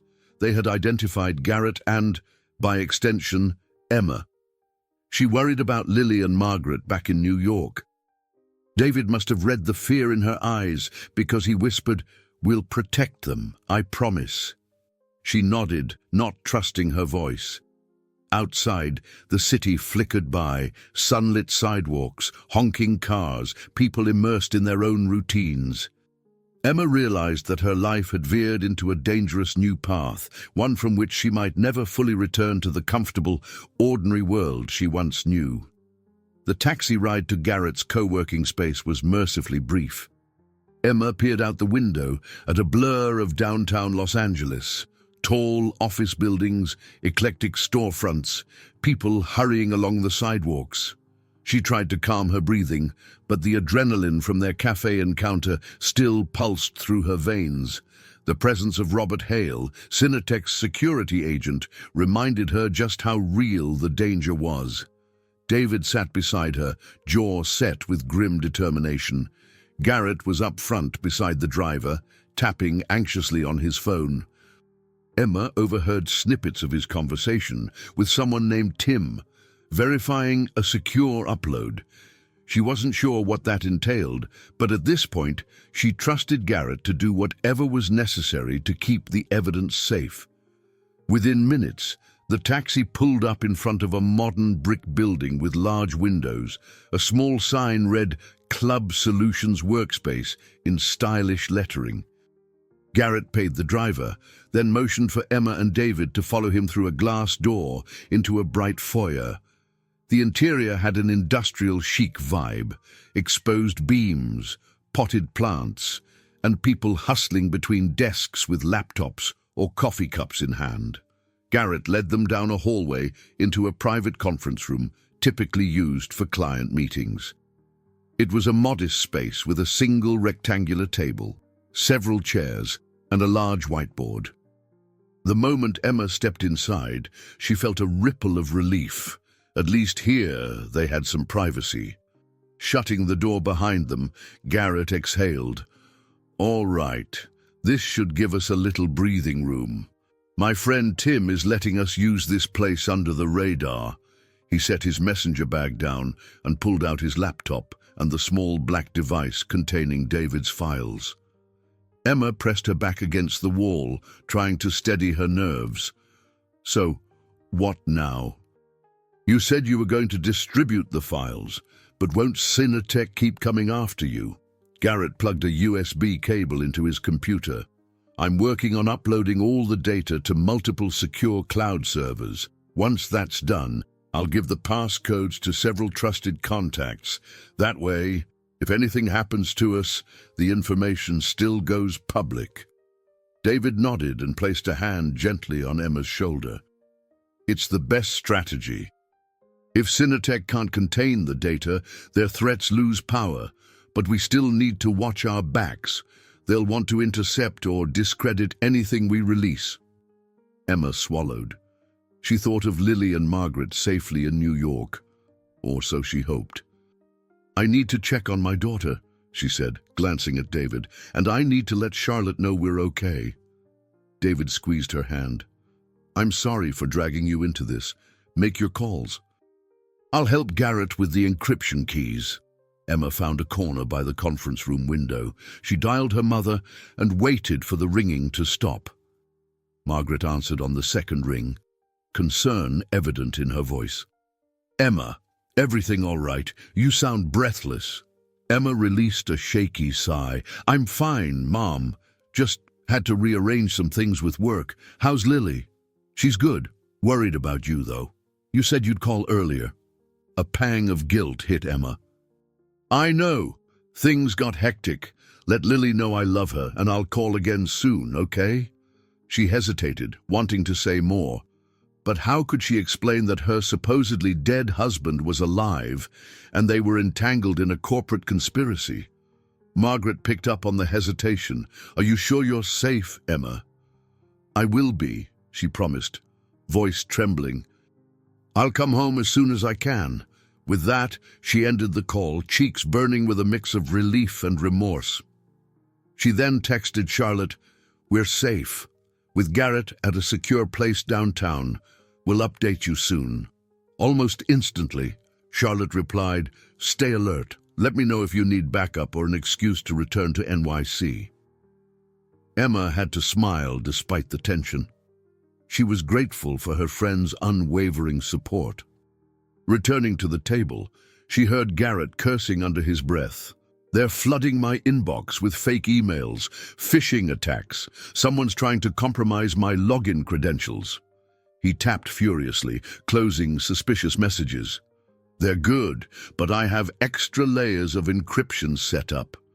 David hovered at Garrett's shoulder, brow furrowed. "Can you still upload everything?" "Working on it, but I might need more time than expected," Garrett replied. "If they realize what we're doing here, they could track us." Emma's anxiety flared. "Then we need to keep moving, don't we?" David shook his head. "If we run now, we might lose momentum. We should wait until Garrett's done. Then we can figure out our next move. Emma paced the room, gazing out the window at the busy street below. A swirl of doubts and questions bombarded her. Why had David allowed her to grieve all these years without any sign? Was his love for her and Lily truly the reason for his secrecy, or was there more? The moral weight of assisting him pressed heavily on her heart, but the thought of him risking his life alone felt equally unbearable. Outside in the co-working space, chatter continued as though it were any normal workday. Inside the conference room, however, it felt like they were on the front lines of a private battle. Emma could almost feel the invisible presence of Cinetech's watchers waiting to pounce. She clenched her fists, summoning her resolve. This was only the first wave of tests, and she had no intention of failing. 2 tense hours passed in the small conference room. Garrett worked feverishly, muttering to himself every time his computer flagged an attempted breach. David alternated between pacing and standing guard by the door, peeking out every so often to ensure no uninvited guests were snooping around. Emma tried to keep busy, tidying the scattered documents Garrett printed, but her mind refused to settle. Eventually, Garrett exhaled in relief. Most of it is uploaded. I'm distributing the encryption keys to 3 contacts. If Cinetech's hackers manage to shut down one location, the others will still be there. I'll keep the original files on this device as backup. Emma looked at the digital clock on the wall. Nearly midnight. So, what's our next step? David answered, his voice subdued. We need to find a place to rest. Garrett, you should probably stay somewhere safe. Emma and I will figure something out. Garrett packed up his gear. I have a friend who can shelter me for the night. Tomorrow morning, I'm giving an anonymous tip to a journalist at a major news network. If that goes well, we'll have the beginnings of a real story out there. Emma felt a flicker of hope, but it was overshadowed by a nagging worry. Cinetech's people had already shown they were one step ahead at times. What if they escalated to something more violent? Suddenly, Emma's phone buzzed. She picked it up to see Charlotte's name flashing on the screen. Heart pounding, she accepted the call. Charlotte? Emma, Charlotte said in a hushed tone. I just overheard something at the airline office. Someone was asking about you. A man in a suit, official sounding. He claimed to be with some aviation security team. I don't trust it. I think Cinetech might be trying to locate you through your job. Emma's pulse raced. You're sure? Positive. Be careful, okay? I didn't say anything, but I'm not sure if they believed me. Just watch your back, Em? I will, Emma promised, before hanging up. David tensed. They're sniffing around your workplace. Emma nodded. Charlotte says a man in a suit was asking questions about me. Garrett slung his messenger bag over his shoulder. They'll keep digging. Let's not stay here too long. I'll split off now. I suggest you two find someplace off the grid. Pay cash if you can. They agreed. Emma and David watched Garrett slip out into the hallway, adopting a casual air as he merged with the other co-working night owls. Once he was gone, a tense silence settled over them. David cleared his throat. Emma, I know you're furious at me. You have every right, but I never stopped loving you. Or Lily. She looked at him, eyes stinging. Then why didn't you trust me enough to tell me something, anything? I spent 3 years of birthdays, holidays, and school events alone, trying to explain to our daughter why her dad wasn't coming home. His shoulders sagged with regret. I didn't want to risk your life by looping you in. I thought the less you knew, the safer you'd be. But looking back, maybe I was a coward. Maybe I couldn't handle seeing your face and knowing that you were in danger because of me. The raw honesty in his voice tugged at Emma's heart. She hated the swirl of conflicting emotions, love, betrayal, longing, anger. She wanted to scream at him and hug him all at once. Instead, she pressed her palms to her temples. I just don't know how to forgive you, or if I can." David swallowed hard. "I understand. Let's deal with one crisis at a time, okay? Once this threat is gone, I'll do whatever it takes to make amends, if that's even possible." They left the conference room quietly, slipping onto the street through a side exit. The city at midnight was both alive and strangely peaceful. Neon lights and the constant hum of distant traffic created a kind of urban lullaby. Emma clung to her purse, half expecting Robert Hale or another Cinetech operative to appear. They walked several blocks, scanning the signs for a motel. Eventually, they found a modest establishment with a flickering neon vacancy sign. Emma requested a room, paying in cash under a name Charlotte once used for group reservations. The older desk clerk didn't bat an eye. Inside the small motel room, Emma locked the door and checked the windows. She felt a pang, remembering how David used to joke about her obsessive security checks whenever they traveled.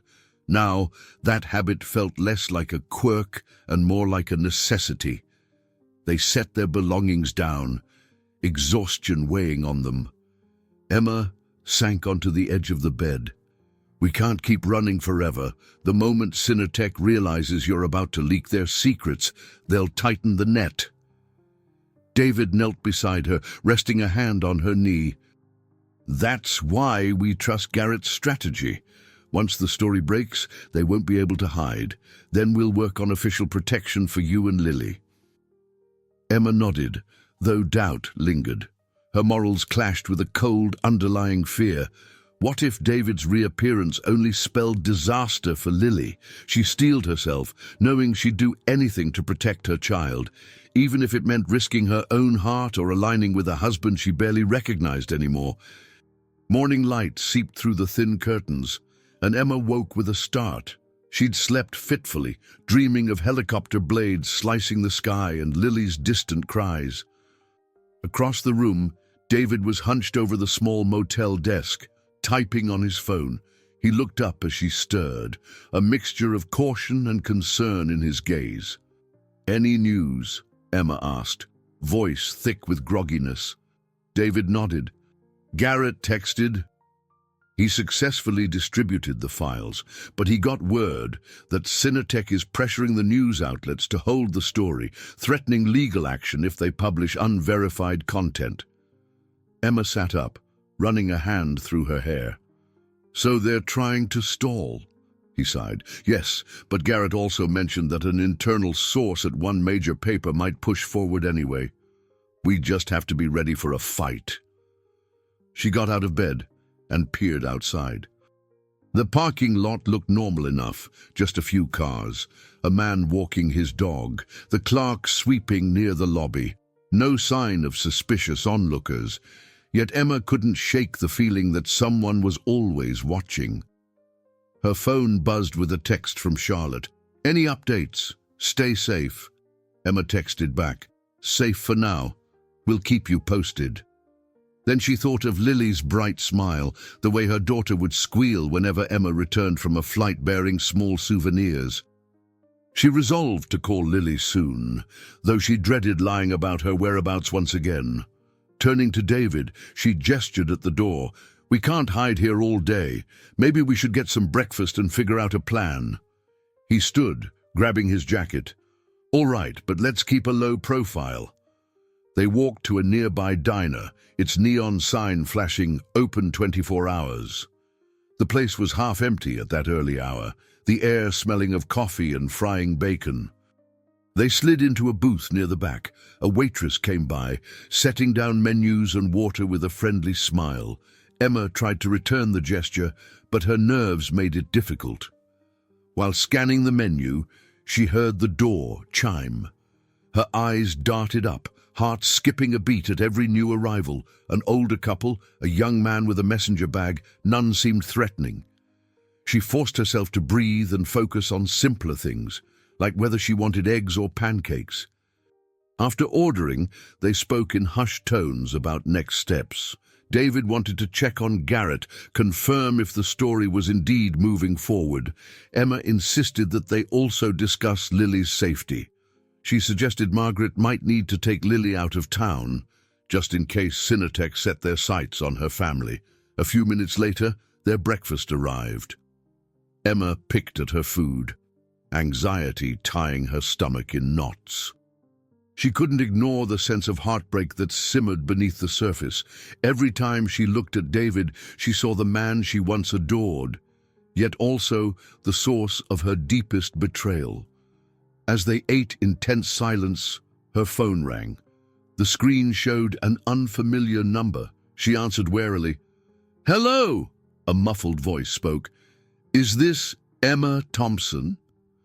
Emma glanced at David, who immediately stiffened, eyes narrowing. "Who's calling?" "This is Terry Langley, a reporter with the Los Angeles Ledger.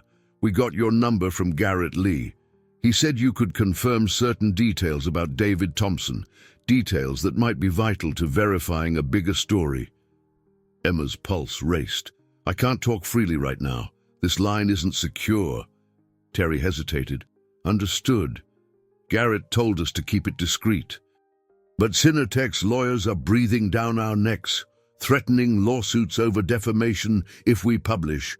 We need indisputable proof that David Thompson is who we think he is, and that he worked for Synatech." Emma exchanged a look with David. He reached across the table, whispering, "I can prove it. Birth certificates, past pay stubs, anything. We just need to get it to them safely." She relayed the message to Terry, who suggested meeting at a neutral location. Emma jotted down the details on a napkin, her hand shaking. Once she hung up, David exhaled. "This is it. If Terry can verify my identity, Synatech's official stance that David Thompson died in a crash will crumble. They can't call me a fake if the evidence is airtight." Emma nodded, but her mind swirled with apprehension. "I'm scared, David. What if they come after Lily to force you to back down?" David reached across the table and wrapped his hand around hers. She felt his warmth, the faint tremor in his grip revealing his own fear. "Then I do whatever it takes to shield her. I'll turn myself in, vanish again, anything." She stared at him, tears threatening. "I don't want you gone again, David, but I can't lose Lily either." He squeezed her hand more firmly. "We'll find another way. We're not alone this time. Garrett, Terry, maybe even your friend Charlotte. We'll do this together." Their food lay mostly untouched, and Emma realized with a pang she wasn't truly hungry. She felt too raw, too aware of the precarious position they all occupied. If Synatech's intimidation worked, the story would be suppressed, and David's evidence wouldn't matter. If they pushed forward, the corporate giant might retaliate. It felt like an impossible choice, one that forced Emma to confront the most unbearable fear of all, losing her family one way or another. They left the diner without a firm plan, only the address Terry Langley had provided. Emma insisted they try to contact Lily before proceeding to the meeting place. She dialed her mother once they were outside on the sidewalk, stepping away from David to ensure some privacy. "Mom," Emma said when Margaret answered. "I'm going to talk to Lily for a minute." Margaret's voice sounded frazzled. "Emma, there's a gentleman here. He says he's an old colleague of David's. I didn't let him in, of course, but he knocked on the door, asking all sorts of questions about your whereabouts." Emma's throat went dry. "Mom, that's not safe. If anyone comes asking about me or David, don't tell them anything. Don't even open the door." "I won't." "I told him to leave, and he did for now." Emma's stomach churned. "Thank you. I'm sorry you have to deal with this. I just want you to be safe. Here, let me give Lily the phone."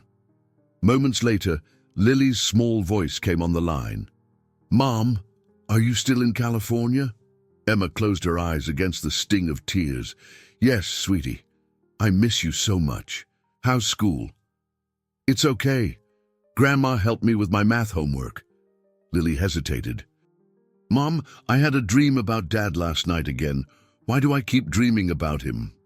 Emma's hand shook as she pressed the phone to her ear, fighting the urge to tell Lily the truth right then and there.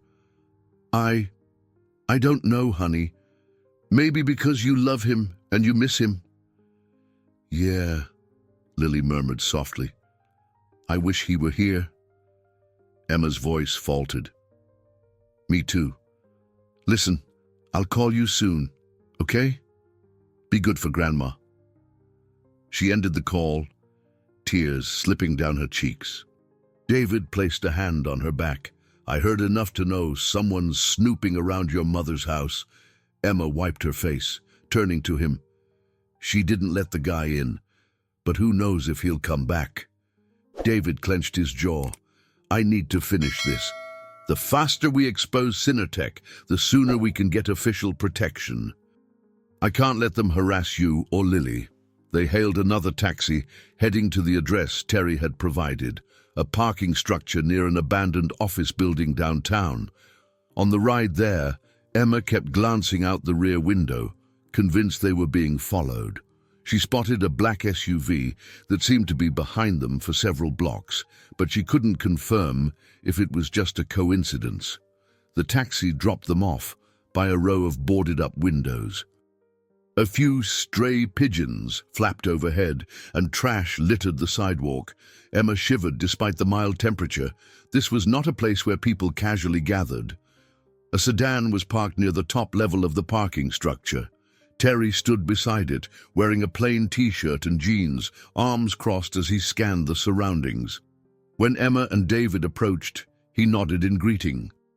Sorry about the cloak and dagger routine, Terry said, but the Ledger's building might be compromised. We have corporate reps coming in and out, checking for leaks. This seemed safer. David reached into his pocket for a small envelope containing his birth certificate, marriage records, and older Cinetech badges. He handed them to Terry. This should confirm my identity. I have digital copies too. Terry looked them over carefully. All right. It matches what Garrett said. Your date of birth, your role at Cinetech, everything. It's more compelling than we expected. Emma felt the tension in her chest loosen marginally. Finally, they had something concrete to prove David was who he claimed to be, but her relief was short-lived. Footsteps echoed across the concrete floor of the parking level. Emma glanced over her shoulder and froze. Robert Hale stood there, accompanied by another man in casual attire who possessed the unmistakable posture of a hired enforcer. Hale's calm, confident smirk made Emma's skin crawl. "Terry Langley," Hale called in a mock-friendly tone. "Always chasing a scoop, aren't you?" His gaze flicked to David, then Emma. "And here we are again. This city feels so small." Emma's pulse thundered. She saw Terry backing away, clutching the envelope. David stepped forward, fists clenched. "Stay away from us. We're not going quietly." Hale feigned innocence. "I'm just here to chat. No one wants a scene." His accomplice, however, cracked his knuckles, hinting otherwise. Emma's breath caught in her throat. She and David were unarmed, and Terry was hardly trained for a physical confrontation. She felt David's hand wrap around hers, his grip reassuring her they would face this together. But how could they hope to repel Cinetech's muscle without sacrificing themselves, or the proof that could expose the entire conspiracy? A pang of desperation flooded her. For the first time, she sensed that the only way to protect Lily might be making the hardest sacrifice of all, her own safety. A tense silence settled in the concrete gloom of the parking structure. Hale's accomplice, a tall man in a hooded sweatshirt, stepped closer, effectively blocking any easy escape down the ramp. Terry stood near the sedan, clutching the envelope in one hand, his phone in the other. David positioned himself protectively in front of Emma, shoulders squared. "We don't have to do this," Hale said, eyeing David. "Come with us. Talk it out.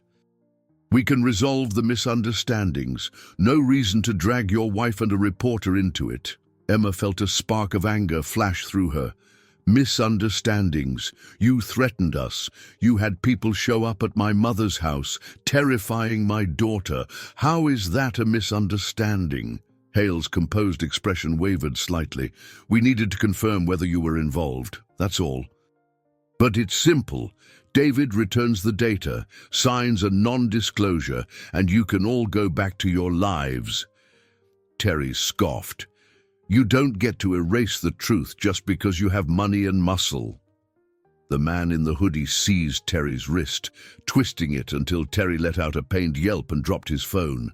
The envelope nearly slipped from his grasp, but he clung to it desperately. David lunged, grabbing the attacker's arm. In the scramble, Hale took advantage of the distraction and reached for Emma. She instinctively jerked back, heart hammering, but Hale seized her elbow, pulling her sideways. Pain lanced through her arm, and she stumbled, nearly losing her balance. "David!" Emma cried, her voice echoing in the parking level. David spun, fury igniting his features. He slammed his shoulder into Hale, forcing him to release Emma. Meanwhile, Terry managed to break free from the hoodie-clad attacker's grip, though he clutched his sore wrist and gasped for breath. Hale steadied himself and glared, his veneer of civility cracking. "You're making this harder than it has to be." Emma's mind whirled. She couldn't let them take David or the evidence. This was the final push, the moment where everything hung in the balance.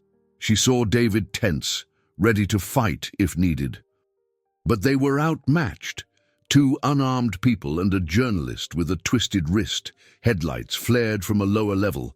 A car engine revved, the sound growing louder as a vehicle ascended the ramp. Hale and his accomplice stiffened, momentarily distracted. Emma's heart pounded, unsure if this new arrival was friend or foe. Out of the shadows came a silver sedan, screeching to a halt near them. To Emma's shock, Charlotte emerged from the driver's seat, eyes wide with determination. She spotted Emma, David, and Terry, cornered by the two men. "Get in!" Charlotte shouted, voice cracking with urgency. Terry clutched the envelope and scrambled toward the back door. Emma grabbed David's hand, adrenaline surging, and sprinted for the sedan.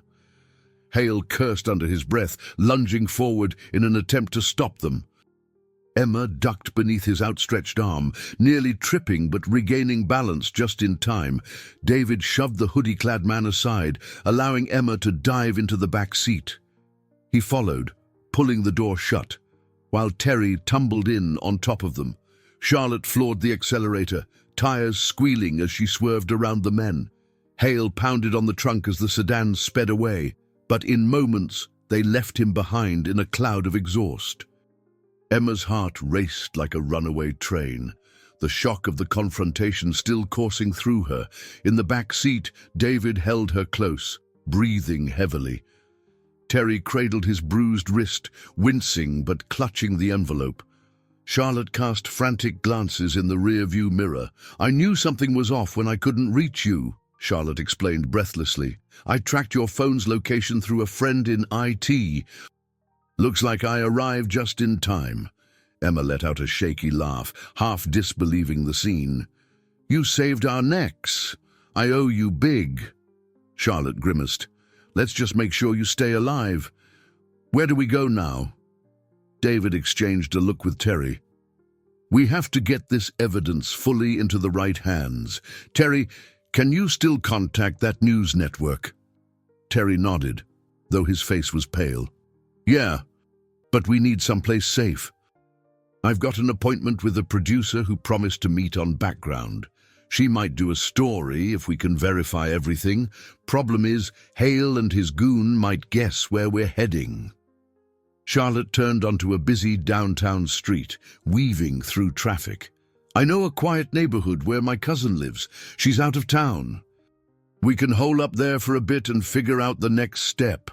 Emma sank back against the seat, relief warring with the persistent fear that Hale would find them again. She held David's hand, noticing how tightly he gripped her fingers. In his eyes, she saw a mixture of fierce protectiveness and guilt. He'd never intended for things to escalate like this. She could tell he was teetering on the edge, desperate to keep her safe yet weighed down by regret. As the city lights blurred past, Emma thought of Lily. Every moment they spent on the run increased the risk of Cinetech retaliating against her family in New York. But they couldn't back down now. If they gave in, Cinetech would bury the truth, and David's reappearance would mean nothing but more heartache. She closed her eyes, trying to steady her breathing. They were all teetering at the breaking point, morally, emotionally, and physically. Yet now somehow they had to push through, trusting that the path of truth and justice, however perilous, was the only real chance they had at reclaiming their lives. Charlotte drove into a quiet residential neighborhood lined with aging trees and single-story houses that looked as though they belonged to another era. The late afternoon sun cast elongated shadows across the street. Still shaken from the confrontation in the parking structure, Emma clutched David's hand in the back seat. Terry, nursing his sore wrist, sat beside them, his messenger bag clutched protectively on his lap. Charlotte pulled up to a modest house with a pale blue exterior and white shutters, then parked in the short driveway. "This is my cousin Veronica's place," she said, turning off the engine. "She's traveling for a while, so we have it all to ourselves." Emma studied the house. It had a comforting, lived-in aura, potted plants by the front steps, a small wind chime that clinked in the faint breeze.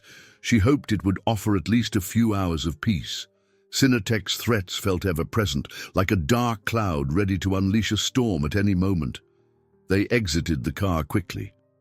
Charlotte unlocked the front door, revealing a cozy interior that smelled faintly of vanilla and old books. A couch upholstered in floral fabric dominated the living room. A small TV stood in the corner, and a couple of framed family photos hinted at Veronica's quiet life. Emma gravitated to a window that overlooked the street, peering out anxiously. She saw no sign of black SUVs or men in suits, at least for now. Terry set his bag on the coffee table, exhaling in relief. "Thank you, Charlotte. I didn't think I'd be playing hide-and-seek with corporate goons when I got my journalism degree." David managed a wry grin. "Believe me, I never expected to be the guy they chased either." He gently examined Terry's wrist, which had begun to swell. "We might need some ice on that." Charlotte disappeared into the kitchen, returning with a plastic bag filled with ice cubes wrapped in a dish towel. She handed it to Terry, who let out a grateful sigh as he pressed it to his wrist. Emma paced, the events of the last few days swirling in her mind. So much had happened.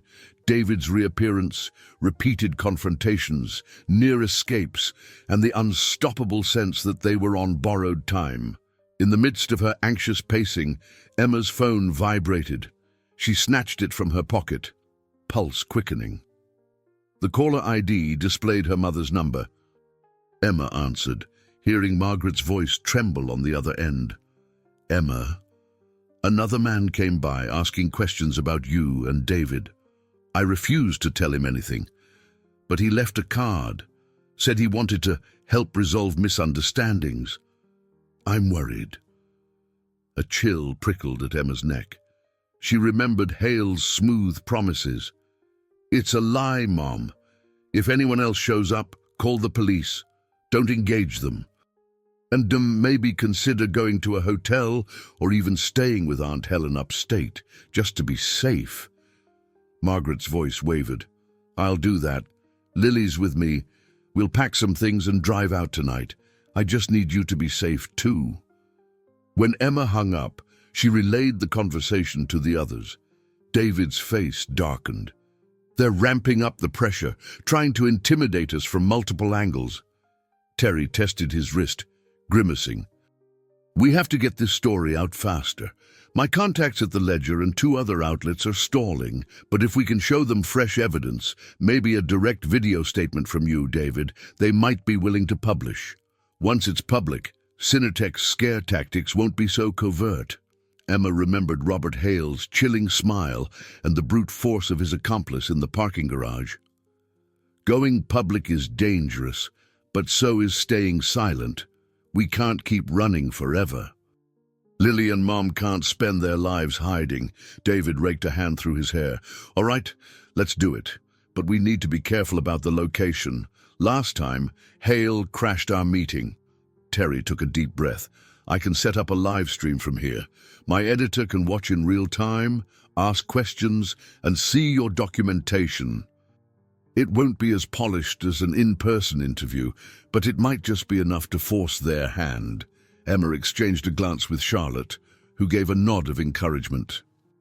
You can use Veronica's office. There's decent internet service. I'll keep an eye on the front door. Emma felt a stirring of gratitude for Charlotte's unwavering loyalty. She remembered how Charlotte had once comforted her after David's reported death, showing up with homemade soup and quietly letting Emma cry. Now, here they were again, but for a reason that defied all logic. David was alive, and they were standing against something far bigger than themselves. They moved into Veronica's small office, a room with a wooden desk and shelves lined with paperback novels. Terry set up his laptop, tested the webcam, and typed out a quick email with a secure video link to his editor, instructing them to be ready for a major revelation. David hovered anxiously by the door, checking his phone for any updates from Garrett or from the other contacts they'd made. Emma tried to steady her nerves. This was their best shot, getting the truth out to the public. Yet the weight of the unknown bore down on her. If Synatech intercepted the stream or located them through a digital trace, they could face another ambush. Emma inhaled deeply, reminding herself that Lily was counting on her. David, too, needed her steadiness. She summoned every ounce of courage that had grown in her since she first lost him. Charlotte cleared her throat, as though sensing Emma's anxiety. I'll handle the door, Emma. You stay here with David. Terry, once you're connected, give us the signal. Terry nodded, tapping on his keyboard. It's time, he whispered. Let's see if the world is ready to hear David's story. Emma squeezed David's hand, bracing herself for the unknown. Their alliance, fragile though it might be, was all they had. The next few hours could change everything or destroy what little peace they had left, and for better or worse, they were in it together. The clock on Veronica's office wall showed a few minutes before 7 in the evening, when Terry finally connected with his editor through a secure video link. The laptop screen illuminated the small office, revealing a middle-aged woman with dark-rimmed glasses who introduced herself as Patricia Boone, a senior investigative reporter. Behind her sat a bustling newsroom, visible through the glass partitions. Mr. Thompson, Patricia began, addressing David formally. I've read what Terry shared with me so far. If this is true, you've been living under an assumed identity, collecting evidence that could expose a massive corporate scandal. But without solid proof that you are, in fact, David Thompson, we risk a defamation lawsuit, or worse. David grimaced, leaning into the camera's view. I understand, Ms. Boone. I'm prepared to provide birth records, Synatech employee IDs, project documentation that only someone on the inside would know. You can cross-reference my credentials with the firm's own personnel archives, if you still have access. He lifted a worn ID badge that bore his photo and old employee number. Patricia studied it through her own screen, lips pursed. We'll need more than an ID. We need a statement on record, something only you'd know about Synatech's defense contracts. David exhaled. I was lead developer for a security protocol called Nightlock. It was supposed to protect government data, but Synatech was embedding backdoors so they could extract and sell classified information on the dark web. I found financial records proving they'd already made deals with overseas entities. The biggest red flag was a series of emails from CFO Alan Monroe discussing a bonus for each new contract. Those emails are in the files Terry uploaded.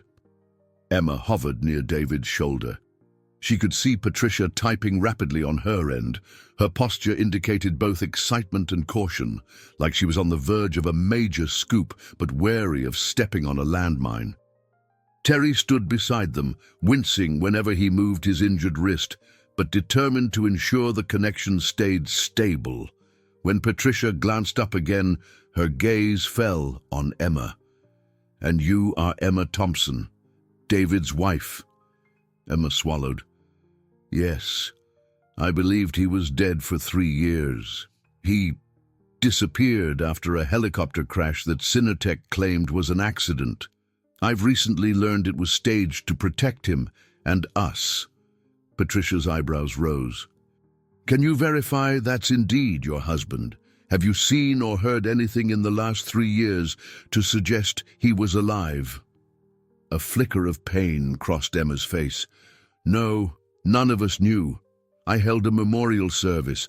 I raised our daughter alone. Finding out he was alive has been overwhelming."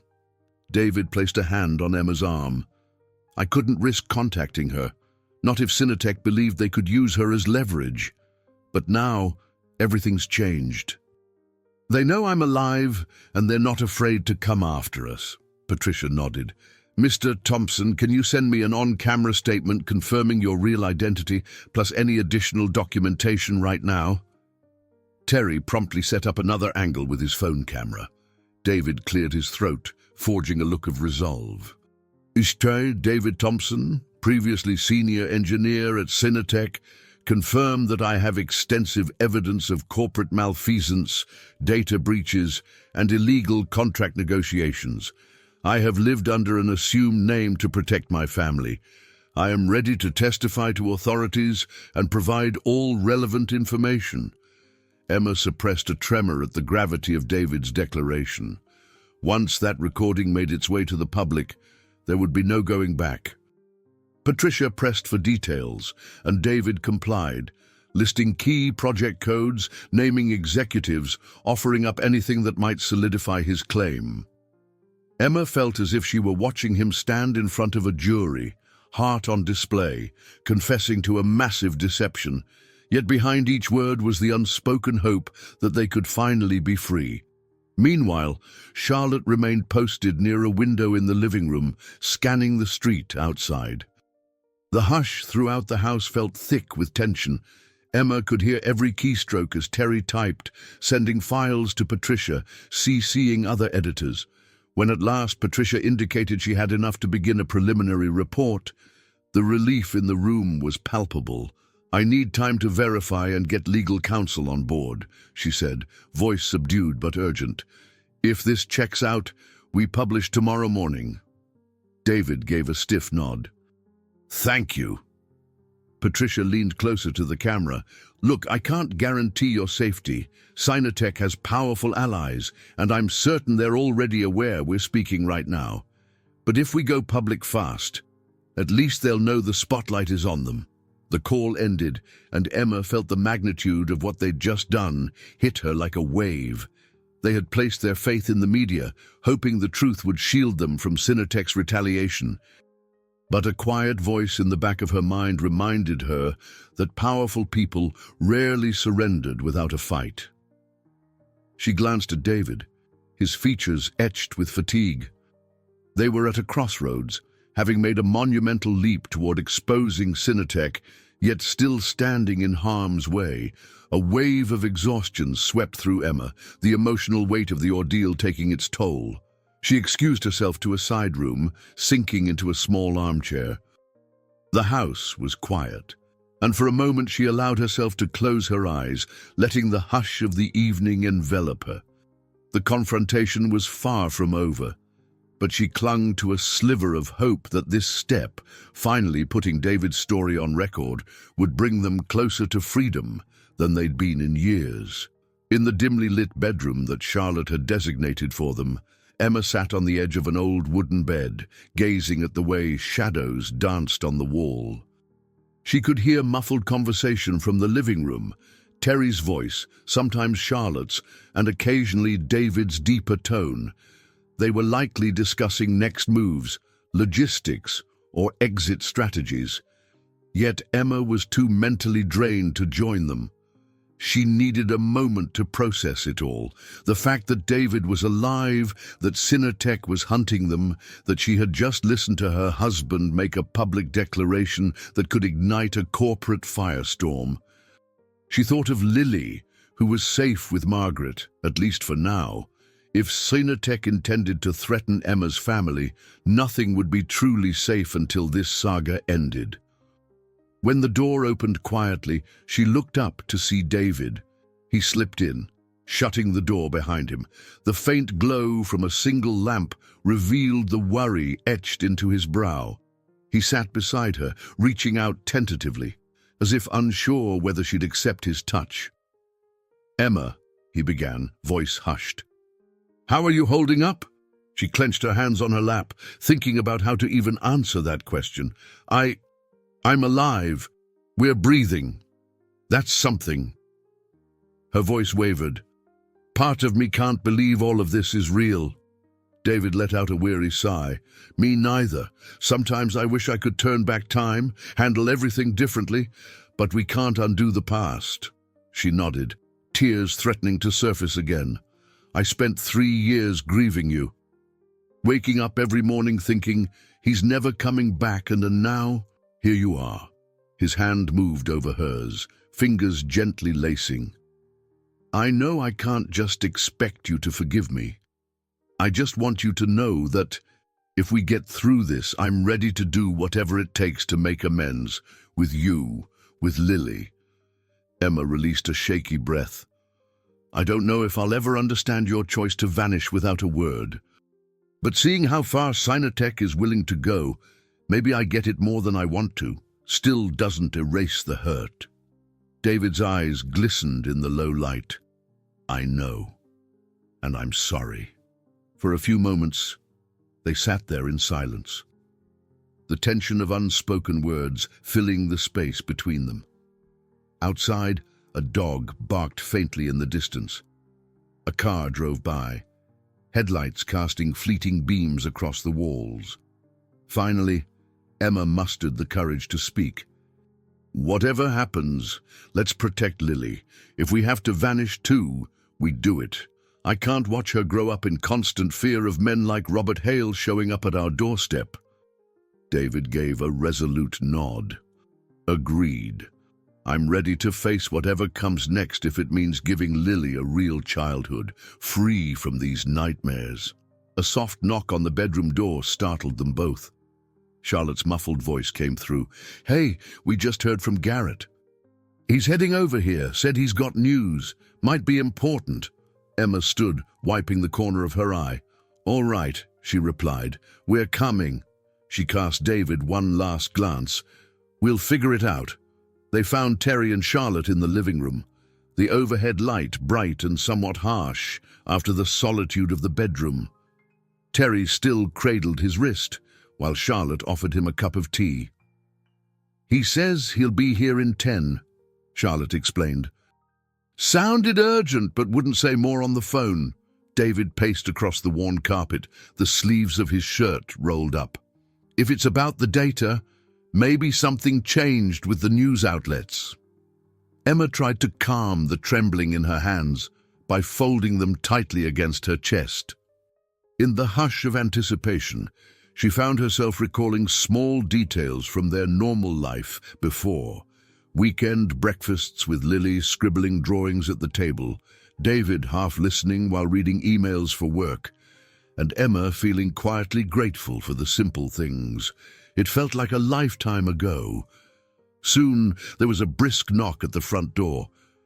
Charlotte checked the peephole before opening it.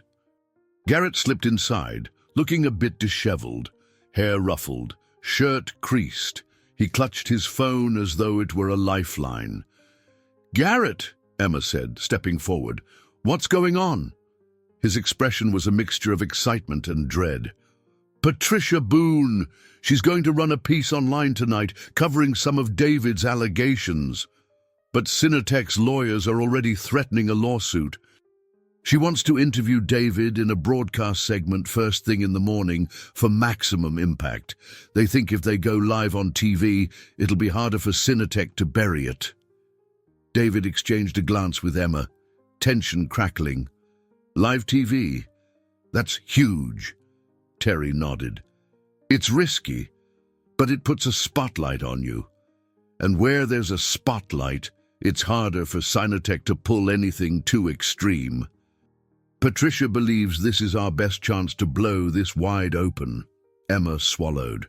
She could almost hear her own heartbeat. A public broadcast would change everything for better or worse. If they succeeded, Cinetech's intimidation tactics would be exposed. If they failed, or if Cinetech found a more direct method to silence them, it could be catastrophic. Still, she felt a surge of inner strength, a certainty sparked by all the pain she'd endured. They weren't just fighting for themselves anymore. They were fighting for Lily, for the truth, for every moment they'd lost. It was as if each hardship had forged a new resolve within her. She glanced at David, who nodded in quiet agreement.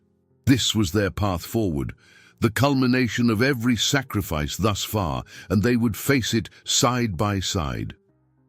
They huddled around Veronica's dining table, an old wooden piece with mismatched chairs that creaked whenever anyone shifted. Between them lay a tangle of phones, chargers, printouts of David's documents, and a half-empty pot of coffee. Night had settled in fully, the windows reflecting only the dim glow of interior lamps. Charlotte broke the silence, voice low. So Patricia wants you on live TV tomorrow morning. Where? Terry glanced at his phone. A local network station, KMLA News, near downtown. Patricia says they'll tape in a secure studio, but we'll need to arrive early. Emma sipped her coffee, though it did little to calm her nerves. How early? Terry scanned his messages. She wants us there by 6 a.m. That means leaving here around 5. Charlotte checked the time on her watch. That's less than 6 hours from now. We'll be exhausted. David exhaled wearily. If we do this, we need a plan to avoid ambush. Hale and his men could be waiting outside the station.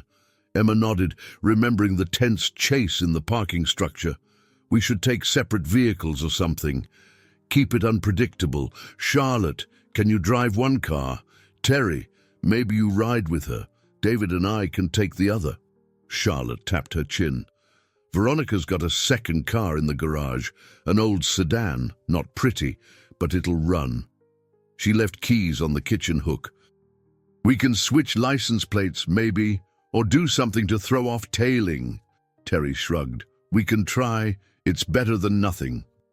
Outside, a gust of wind rattled the trees. Emma found herself listening for any suspicious noise, half expecting a knock on the door or the glare of headlights pulling into the driveway. The quiet was unnerving, as though they were inside the eye of a storm that promised chaos once they stepped out. She excused herself to call Margaret again, hoping to catch an update on Lily.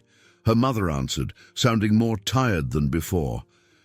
We reached Aunt Helen's place a few hours ago, Margaret said, her voice subdued with relief. No trouble so far, but I keep imagining someone following us. Emma's heart ached. I'm sorry to put you both through this, but it's safer there. Lily, okay? She's fine, just confused about why we're visiting so suddenly.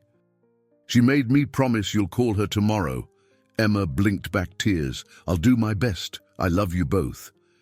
When she returned to the table, everyone was discussing safety measures, how to position the cars, whether to turn off phones to avoid digital tracking, what to do if Cinetech's men showed up at the news station. Emma listened, occasionally contributing a worried question. Yet as the conversation continued, she felt a strange flicker of hope. They were a team, however hastily assembled, working toward exposing a wrongdoing that needed to be brought to light. Eventually, They decided it was best to grab at least a couple hours of rest, though few could muster real sleep. Emma drifted off on the living room couch, David at her side. His arm encircled her waist protectively, and for a moment, despite the tension, she felt a fleeting sense of comfort.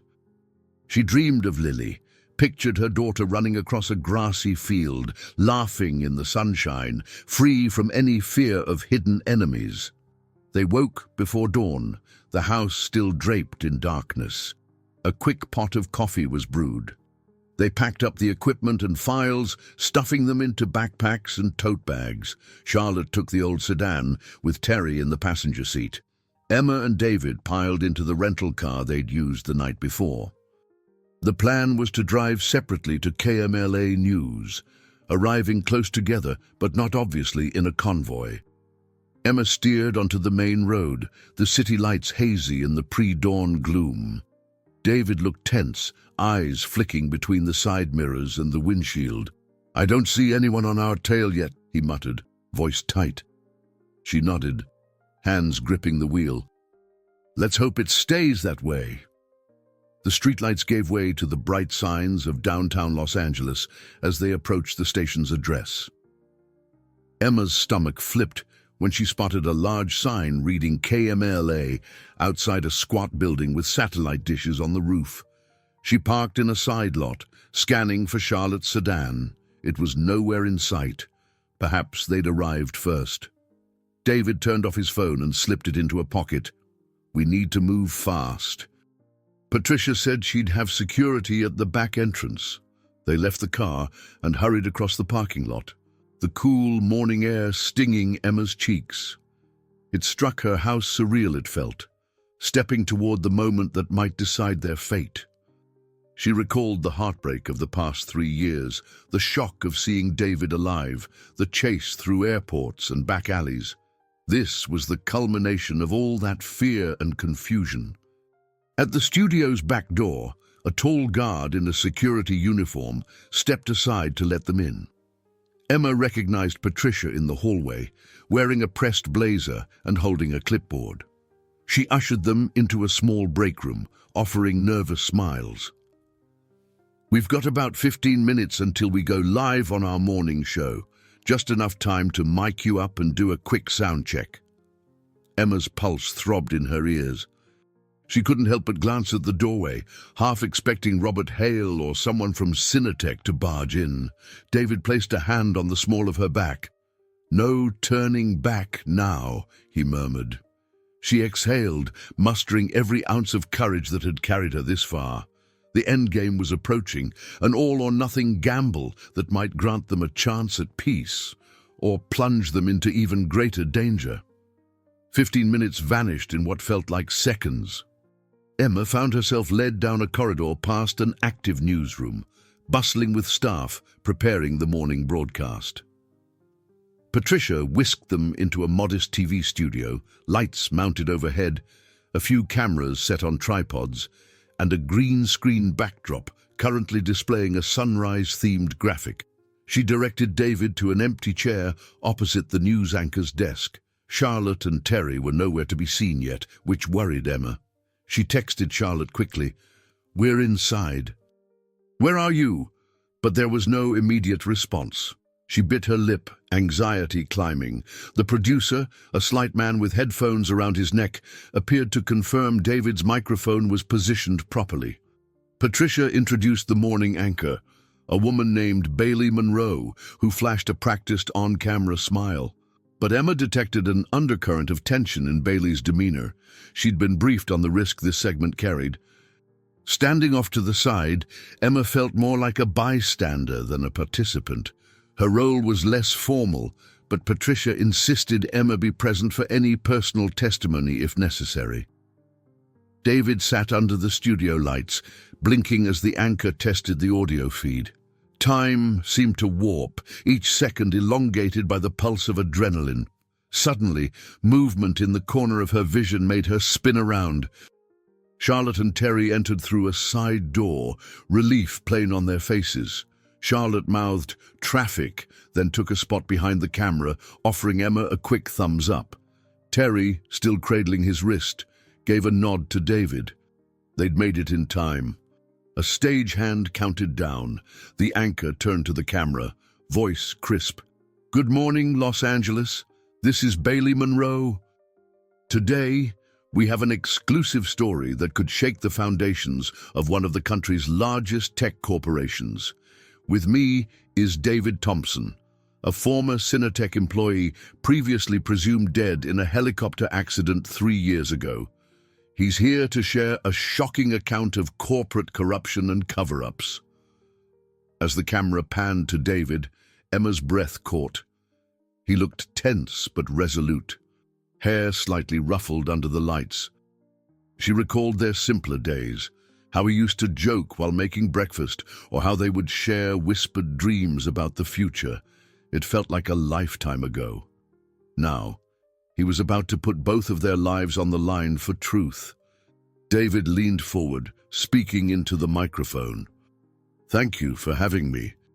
3 years ago, I discovered irregularities in Cinetech's security protocols, methods that allowed sensitive government information to be accessed and sold to foreign entities.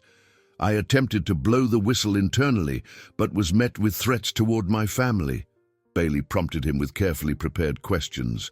David recounted the helicopter accident, how it had been orchestrated by unknown insiders to help him disappear, and how he'd spent years gathering evidence. Emma felt a lump in her throat, hearing it told so plainly. This was her husband's confession to the entire city. Meanwhile, behind the camera, Patricia monitored a computer screen that showed incoming viewer reactions. She nodded at Terry, who typed rapidly, possibly feeding updates to the station's website. Everything was proceeding smoothly, until Emma noticed the commotion in the hallway behind the glass window, separating the control room from the studio. 2 men appeared, wearing dark suits, one of them scanning the area as if searching for someone. Emma's pulse raced, recognizing Robert Hale's silhouette. How had he gotten inside? Bailey Monroe pressed on, unaware of the intrusion. "Mr. Thompson, can you cite specific documents?" Hale stepped into the control room, his face twisting in anger. Emma whipped her gaze to Patricia, who mouthed, "Security!" and gestured frantically for staff to intervene. Emma hurried to Charlotte's side, whispering, "He's here." Charlotte's eyes widened. "We can't let him near David. The broadcast is live." A muffled shout erupted from the control room. An older security guard attempted to intercept Hale, but the second man in a suit shoved the guard aside. They were heading straight for the studio door. Emma's heart hammered. If they stormed in, David's testimony could be cut short, or worse. She glanced at the anchor, who kept the interview rolling, apparently oblivious. Then Patricia bravely stepped into Hale's path, blocking him in the narrow hallway. Emma saw Hale scowl, pulling out a piece of paper, likely some legal threat or cease and desist order. But the cameras kept rolling, broadcasting David's account to thousands, maybe millions, of viewers. Panic and determination warred in Emma's chest. She recalled the vow she made to protect Lily's future, even if it meant standing firm against her own fears. Without hesitation, she ran to the studio door, pushing it shut and flipping the lock from the inside. Hale wouldn't barge through that door without a scene which might buy them more time for David to finish. She heard muffled pounding and Hale's muffled voice, "Open this door!" This broadcast is in violation of a pending legal injunction, but the anchor continued, ignoring the commotion. David met Emma's gaze across the studio and saw the door rattling. Fear flashed in his eyes, but he pressed on, voice steady. "I have proof, stored on multiple servers. I'm ready to hand it over to federal authorities, to Congress, to anyone willing to fight corruption. My only request is that my family remain protected." At that moment, the feed cut briefly. A flicker on the monitor suggested someone in the control room was trying to sabotage the broadcast. The anchor frowned, pressing a hand to her earpiece. But the station's engineers must have been quick to reroute the signal because the live feed returned. Hale's muffled shouting blended with the anchor's rapid questions as David continued speaking, determined to finish his statement. Emma stood guard at the door, heart racing. She could see Charlotte shifting to help if necessary, while Terry stayed behind the cameras, capturing any behind-the-scenes footage he could manage. Bailey Monroe's final query carried a sense of gravity. "Mr. Thompson, if you could tell viewers one thing about why you took this risk, what would it be?" David locked eyes with Emma, because sometimes the truth is the only way to protect those we love. "I won't hide anymore." The pounding on the door grew fiercer, echoing in the studio. The tension was palpable, and Emma braced for it to burst open at any second. Yet she clung to the hope that, in this live broadcast, they had finally forced Cinetech's hand, and perhaps secured their own chance at freedom. Emma stood by the locked studio door, still bracing it with her shoulder as pounding erupted from the other side. Lights glared down on David, who was just finishing his final words on live television. Bailey Monroe, the morning anchor, stared in shocked fascination. A hush seemed to blanket the studio despite Hale's furious demands echoing through the hallway.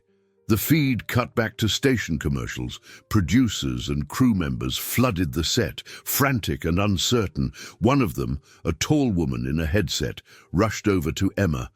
"We called the police," she whispered breathlessly. "He can't just barge in here with no warrant." Emma eased away from the door, hearing distant sirens already weaving through city traffic. David set down his microphone and joined Emma, worry etched into his features. Across the room, Charlotte peered around a camera rig, ready to intervene if Hale forced entry. Terry hovered nearby, phone camera in hand, capturing any behind-the-scenes footage he could get. Patricia Boone, the investigative reporter, stood with her arms folded, rallying the station's staff to protect the broadcast integrity. Eventually, the pounding subsided. The door rattled once more, then fell silent. Emma felt David's hand press reassuringly into the small of her back. She opened the door a crack to see what was happening. Hale was gone, though the security guard he had shoved earlier was now conferring with two arriving police officers. Another officer looked at Emma with a nod, then strode inside to assess the scene. By the time the tension in the hallway dissolved, more officers arrived, along with some of the station's managers. Patricia Boone took charge, introducing David and Emma to the lead officer. She explained, as calmly as she could, that Cinetech's representatives had tried to halt the interview, possibly using intimidation tactics. The officer's expression hardened when he heard how the guard was shoved aside. David, looking drained, handed over a flash drive with key documents. "If Cinetech wants to file a complaint, fine, but we have evidence, sworn testimony, and a live broadcast that went out to thousands of viewers." The officer studied the flash drive, then gestured for a second officer to collect statements from Emma and David. They spent the next half hour in a flurry of explanations, while the station staff bustled behind them, fielding calls, offering water, checking everyone's condition. Emma's head spun. She'd never been so relieved to see law enforcement, but she also knew that some branches might still be under Cinetech's influence. Eventually, Hale returned, flanked by two corporate lawyers. Their arrival sparked a wave of nervous energy among the news team. Emma tensed, but the police made it clear that any aggressive move would be met with immediate arrest. Hale looked furious, his usually smooth demeanor replaced by tight-lipped rage. One of the lawyers demanded to speak privately with David, but the lead officer insisted the conversation stay open, with Emma and the police present. David crossed his arms, voice steady. "I've already gone public with everything. If you or Cinetech have a statement, you can do it through the proper legal channels. I'm not meeting you in secret." Hale shot Emma a piercing glare, then seemed to regain his composure. "This isn't over. he said quietly. Cinetech will defend itself by all available means. You have no idea what you've started. Emma felt a surge of protective anger. We're defending our lives. Go tell your bosses they can't terrorize innocent families anymore. Hale said nothing more, only flicked his gaze between David, Emma, and the stern-faced police. Then, at a command from one of the lawyers, he turned and strode out of the building. Emma exhaled shakily, hardly believing how close it had come to another violent confrontation.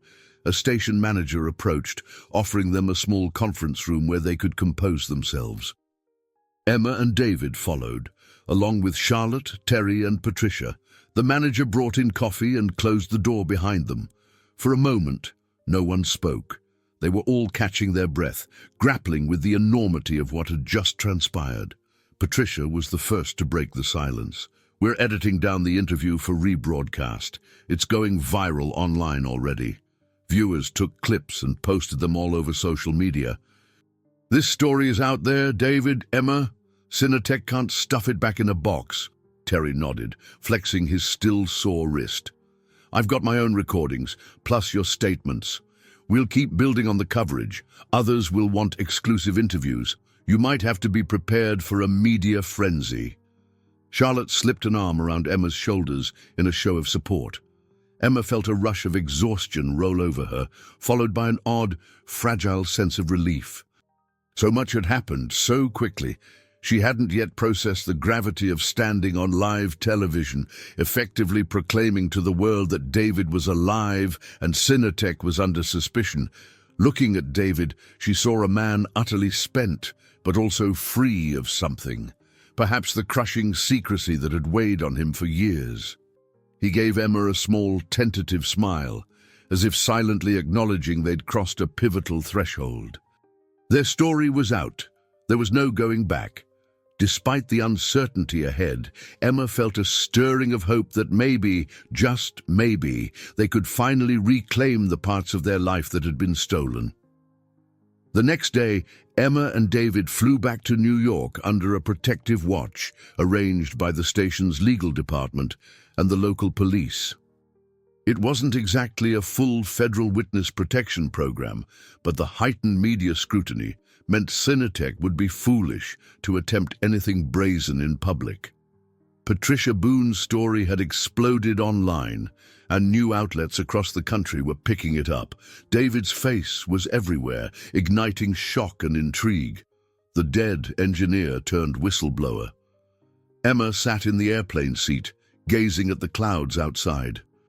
Her heartbeat quickened every time the slightest turbulence rattled the cabin, shadows of old anxieties. But David's hand on her arm offered an anchor of calm. She glanced over at him, remembering the countless flights she had worked since his disappearance, each one overshadowed by grief she'd hidden behind a professional smile. Now, the dynamic had shifted. She was a passenger, returning to the city she once shared with a man she believed lost forever. The difference was that David sat right beside her, wrestling with his own turmoil. Mid-flight, he leaned toward her, voice low. I called Margaret from the airport. Lily's still upstate at your aunt's house, right? Emma nodded. Yes. Mom thought it best to keep her away from any potential chaos in Brooklyn until this story settles. She gripped her seat's armrest. We need to see Lily, but I don't want to scare her. She's been dreaming about you for years, David. How do we explain all this? He reached for her hand. Carefully, with a lot of love and honesty, as much as a 9-year-old can handle. I won't lie to her. A lump rose in Emma's throat. For a long time, that was all I wanted. You, back in her life, but now it's complicated. David's gaze dropped. I know. I'll take it one step at a time. If she's angry or confused, I accept that. Emma sensed his sincerity. They both had to accept that healing wasn't instant. The concept of David returning as Lily's father after a 3-year absence would require time and patience. Even so, A flicker of hope lit Emma's heart at the thought of Lily finally having the chance to see her dad again. They landed in New York that evening, stepping into a swirl of press and cameras. To Emma's surprise, a handful of reporters waited near baggage claim, hurling questions. "Mr. Thompson, do you have a statement? Is Cinetech pushing back? Will you testify before Congress?" The onslaught felt overwhelming, even though local airport security tried to maintain order. Emma held David's arm, guiding him past the chaos. They managed to slip into a waiting car, a tinted SUV, with a driver recommended by the station's team. The tension didn't ease until they merged onto the highway leading away from the city lights. She breathed in the familiar air of home, though a sense of unreality clung to her. They made a brief stop in Brooklyn, at Emma's apartment, to retrieve essentials. The building's exterior looked the same, dim corridors, a flickering light by the stairwell. But inside, the emptiness reminded Emma that Lily was gone for now, tucked safely away. Piles of mail littered the entry table, and dust motes drifted in the narrow beam from the hallway lamp. Margaret had tidied the living room before leaving, but Emma still recognized Lily's crayon drawings on the fridge door. David paused in front of them, gaze lingering.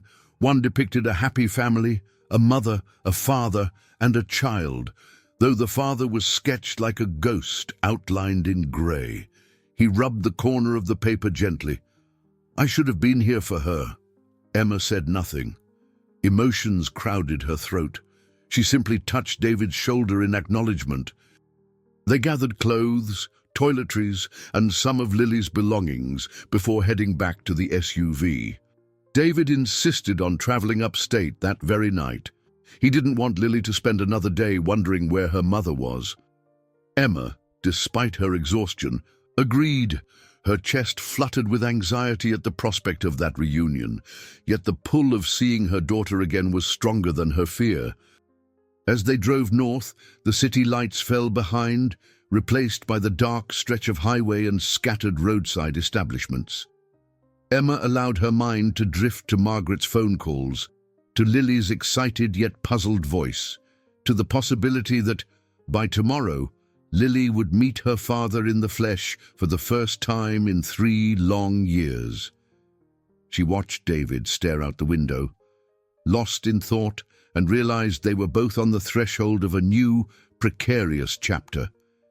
They arrived at Aunt Helen's house well past midnight, but the porch light was on, illuminating the old colonial home nestled amid tall pines. Emma and David stepped out of the SUV, limbs stiff from the drive. The brisk, clean air of upstate New York hit Emma's face, bringing a certain clarity that felt miles away from the swirling media frenzy downtown. Margaret opened the door before they could knock. She looked relieved and worried all at once. "Come in, both of you," she whispered, leading them into a cozy living room. A single lamp cast a warm glow over floral-patterned couches and a large rug. Lily was asleep on one of the couches, wrapped in a colorful quilt, her long hair spilling across a pillow. Emma's chest constricted at the sight of her daughter, so peaceful yet completely unaware that her father stood just feet away. David froze, gazing at Lily with tears in his eyes. Margaret ushered them to the adjacent kitchen to talk without waking the child. Over steaming cups of herbal tea, Margaret pressed her hand to Emma's cheek. "I'm glad you're safe. I've been watching the news since Patricia Boone's broadcast. It's all over the channels." Emma sighed. "We're safe for now, but this is just the beginning. The more attention it gets, the more Cinetech might scramble." They visited our place in Brooklyn again, apparently, but we were already gone. David set his tea down, glancing toward the living room. "I'm sorry, Margaret, that you and Lily had to run off like this." She studied him, her expression conflicted. "I'm relieved you're alive, David, but I'm also angry. I watched my daughter suffer for 3 years, grieving you, Lily. She can't understand why her father disappeared. I pray you'll find a way to help her heal." He lowered his eyes. I intend to. I know it'll take time. They spoke quietly about the events unfolding, how the media storm could both protect and endanger them, how Lily's life might change once people realized the dead father had returned. Margaret eventually rose to check on Lily. Emma followed, heart pounding, to find her daughter stirring, blinking sleepily in the low lamplight. "Mum," Lily murmured, rubbing her eyes. "When did you get here?" Emma knelt by the couch, smoothing Lily's hair. "Just now. I missed you so much." Lily yawned, then sat up, half awake. That was when she spotted David standing in the archway. At first, her face showed only confusion. Then recognition flickered, like she couldn't quite believe what she was seeing. She looked from Emma to Margaret, then back to David. "Dad." Lily's voice cracked on the single syllable, eyes wide. David hesitated, tears pooling in his eyes. He stepped forward slowly, hands raised in a gesture of reassurance. "Yes, sweetheart, it's me. I'm so sorry. I've been gone so long." Lily glanced at Emma, unsure. Emma offered a gentle nod, urging her forward. With trembling hands, Lily reached for David. He knelt to be at her level, tears streaming down his face. In a heartbeat, she flung her arms around him, sobbing quietly into his shoulder. David held her as though he might never let go, murmuring apologies and endearments that Emma could barely catch. Margaret stayed at a respectful distance, wiping her own tears. Emma pressed a hand to her mouth, unable to contain the swell of emotion. For a moment, all the fear, the conspiracies, and the looming threats melted away. This was the reunion she had never dared to hope for, a father and daughter, separated by tragedy and secrets, finally in each other's arms. When Lily pulled back, her face was flushed. "Why did you leave me, Dad? I missed you every day." David's voice cracked. I had to protect you, Lily. I know that's hard to understand, but I promise I'll explain everything. And I'm not going anywhere again." She sniffled, forehead creasing. "Are the bad guys gone now?" Emma and David exchanged a pained look. Emma stroked Lily's cheek. "We're doing everything we can to make sure they can't hurt you or us. It's going to be okay." Uncertainty flickered in Lily's eyes, part relief, part lingering doubt. She clung to David's arm, as though afraid he might vanish if she looked away.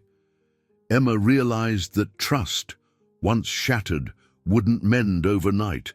The best she could do was stay beside them, forging a path forward one step at a time. Late that night, they tucked Lily into the bed Aunt Helen kept for guests. Margaret left to find fresh blankets.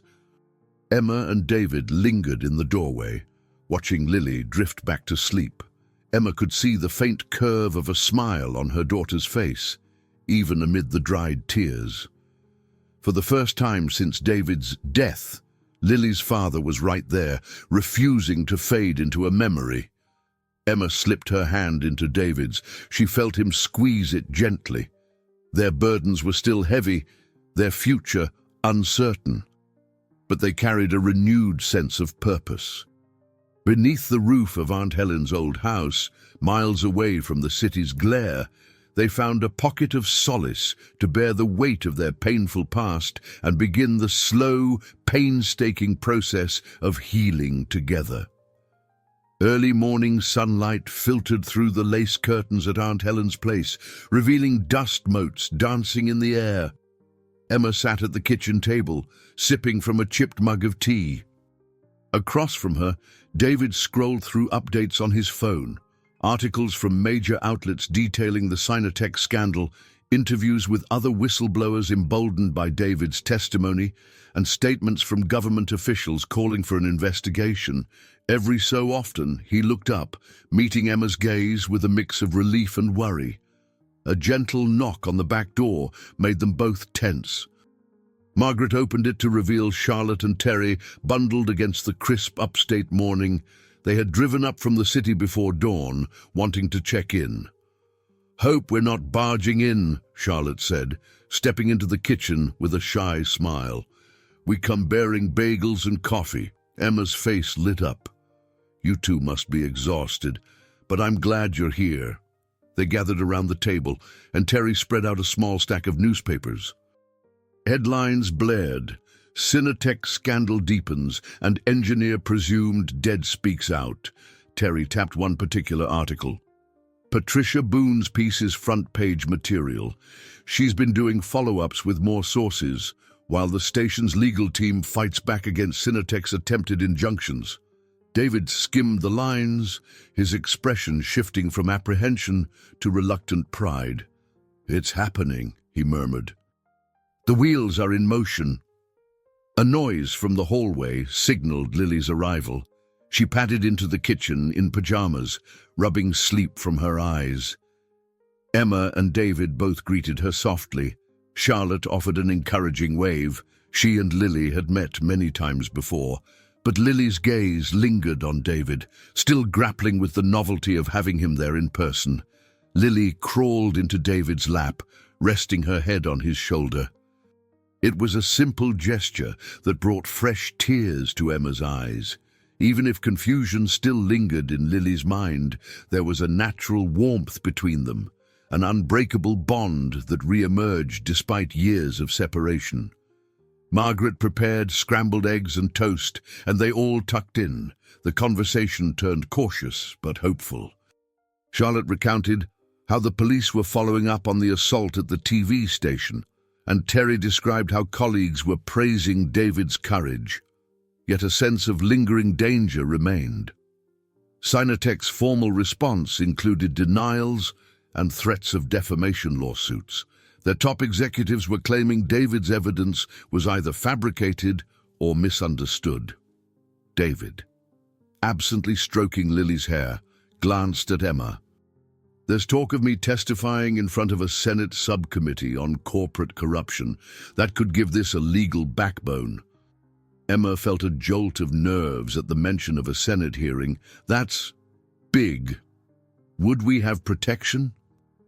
Charlotte spoke up. "The feds might provide temporary security, especially if it becomes a high-profile case. You'll need it. There's no telling how desperate Cinetech might get." Emma exchanged a pensive look with David. They couldn't hide in Aunt Helen's home forever. At some point, they'd have to return to regular life. Emma's job, Lily's school, daily routines. She had no illusions that everything would instantly go back to normal. But maybe they could carve out a new normal, piece by piece. Late that morning, Lily insisted David follow her outside to see Aunt Helen's backyard. It was a grassy patch framed by tall oak trees, strewn with fallen leaves. Lily excitedly showed him the makeshift swing Aunt Helen had built. Emma watched from the porch with Charlotte.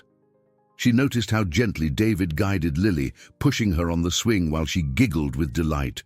It was a tender scene that reminded Emma of better days. Charlotte slipped an arm around Emma's shoulders. "I hope you see what I see out there." Emma's voice hitched.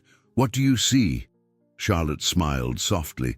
"A father who'd do anything for his child. A friend who's learning to trust again. You, a family rediscovering each other." Emma exhaled, tears prickling her eyes. "I'm scared sometimes, Char. Scared that Lily's happiness is so fragile and that the next confrontation with Cinetech might tear it away." Charlotte gave her a gentle squeeze. "Fear is normal, but look at all you've come through already. You stood up for truth, faced betrayal, heartbreak, and you're still here, still fighting." Emma nodded, letting those words resonate. She felt a stirring of gratitude for Charlotte's steadfast support, for Terry's help, for Patricia Boone's bravery, and for the chance to hold her family close, no matter how precarious the circumstances. By afternoon, the crisp autumn sun warmed the yard. David and Lily gathered red and gold leaves into piles. Then Lily tossed them in the air, squealing with laughter. Emma eventually joined them, letting the rustle of leaves and the sparkle in Lily's eyes soothe her lingering anxieties. Margaret watched from the doorway, a soft smile on her face, as if finally seeing a glimmer of peace for her daughter and granddaughter. In that moment, Emma realized that sometimes true resilience was found in the simplest gestures: a hand to hold, a child's laughter, a father's determined smile. The path ahead might still be fraught with legal battles and media attention, but for now, in this small backyard, they had a chance to begin anew. Emma bent to pick up a red leaf shaped like a star, feeling the breeze brush her face. She could almost sense the horizon opening before her, a place beyond fear, beyond betrayal, where hope could grow. She wasn't sure what tomorrow held, but as David and Lily beckoned her to join their playful gathering of leaves, she stepped forward, heart brimming with cautious optimism. Their flight from the past was over. Now it was time to discover whatever light lay beyond. I hope you enjoyed today's story. Subscribe to the channel so you don't miss more stories like this. Leave a like and comment below what you thought of the story. See you in the next video.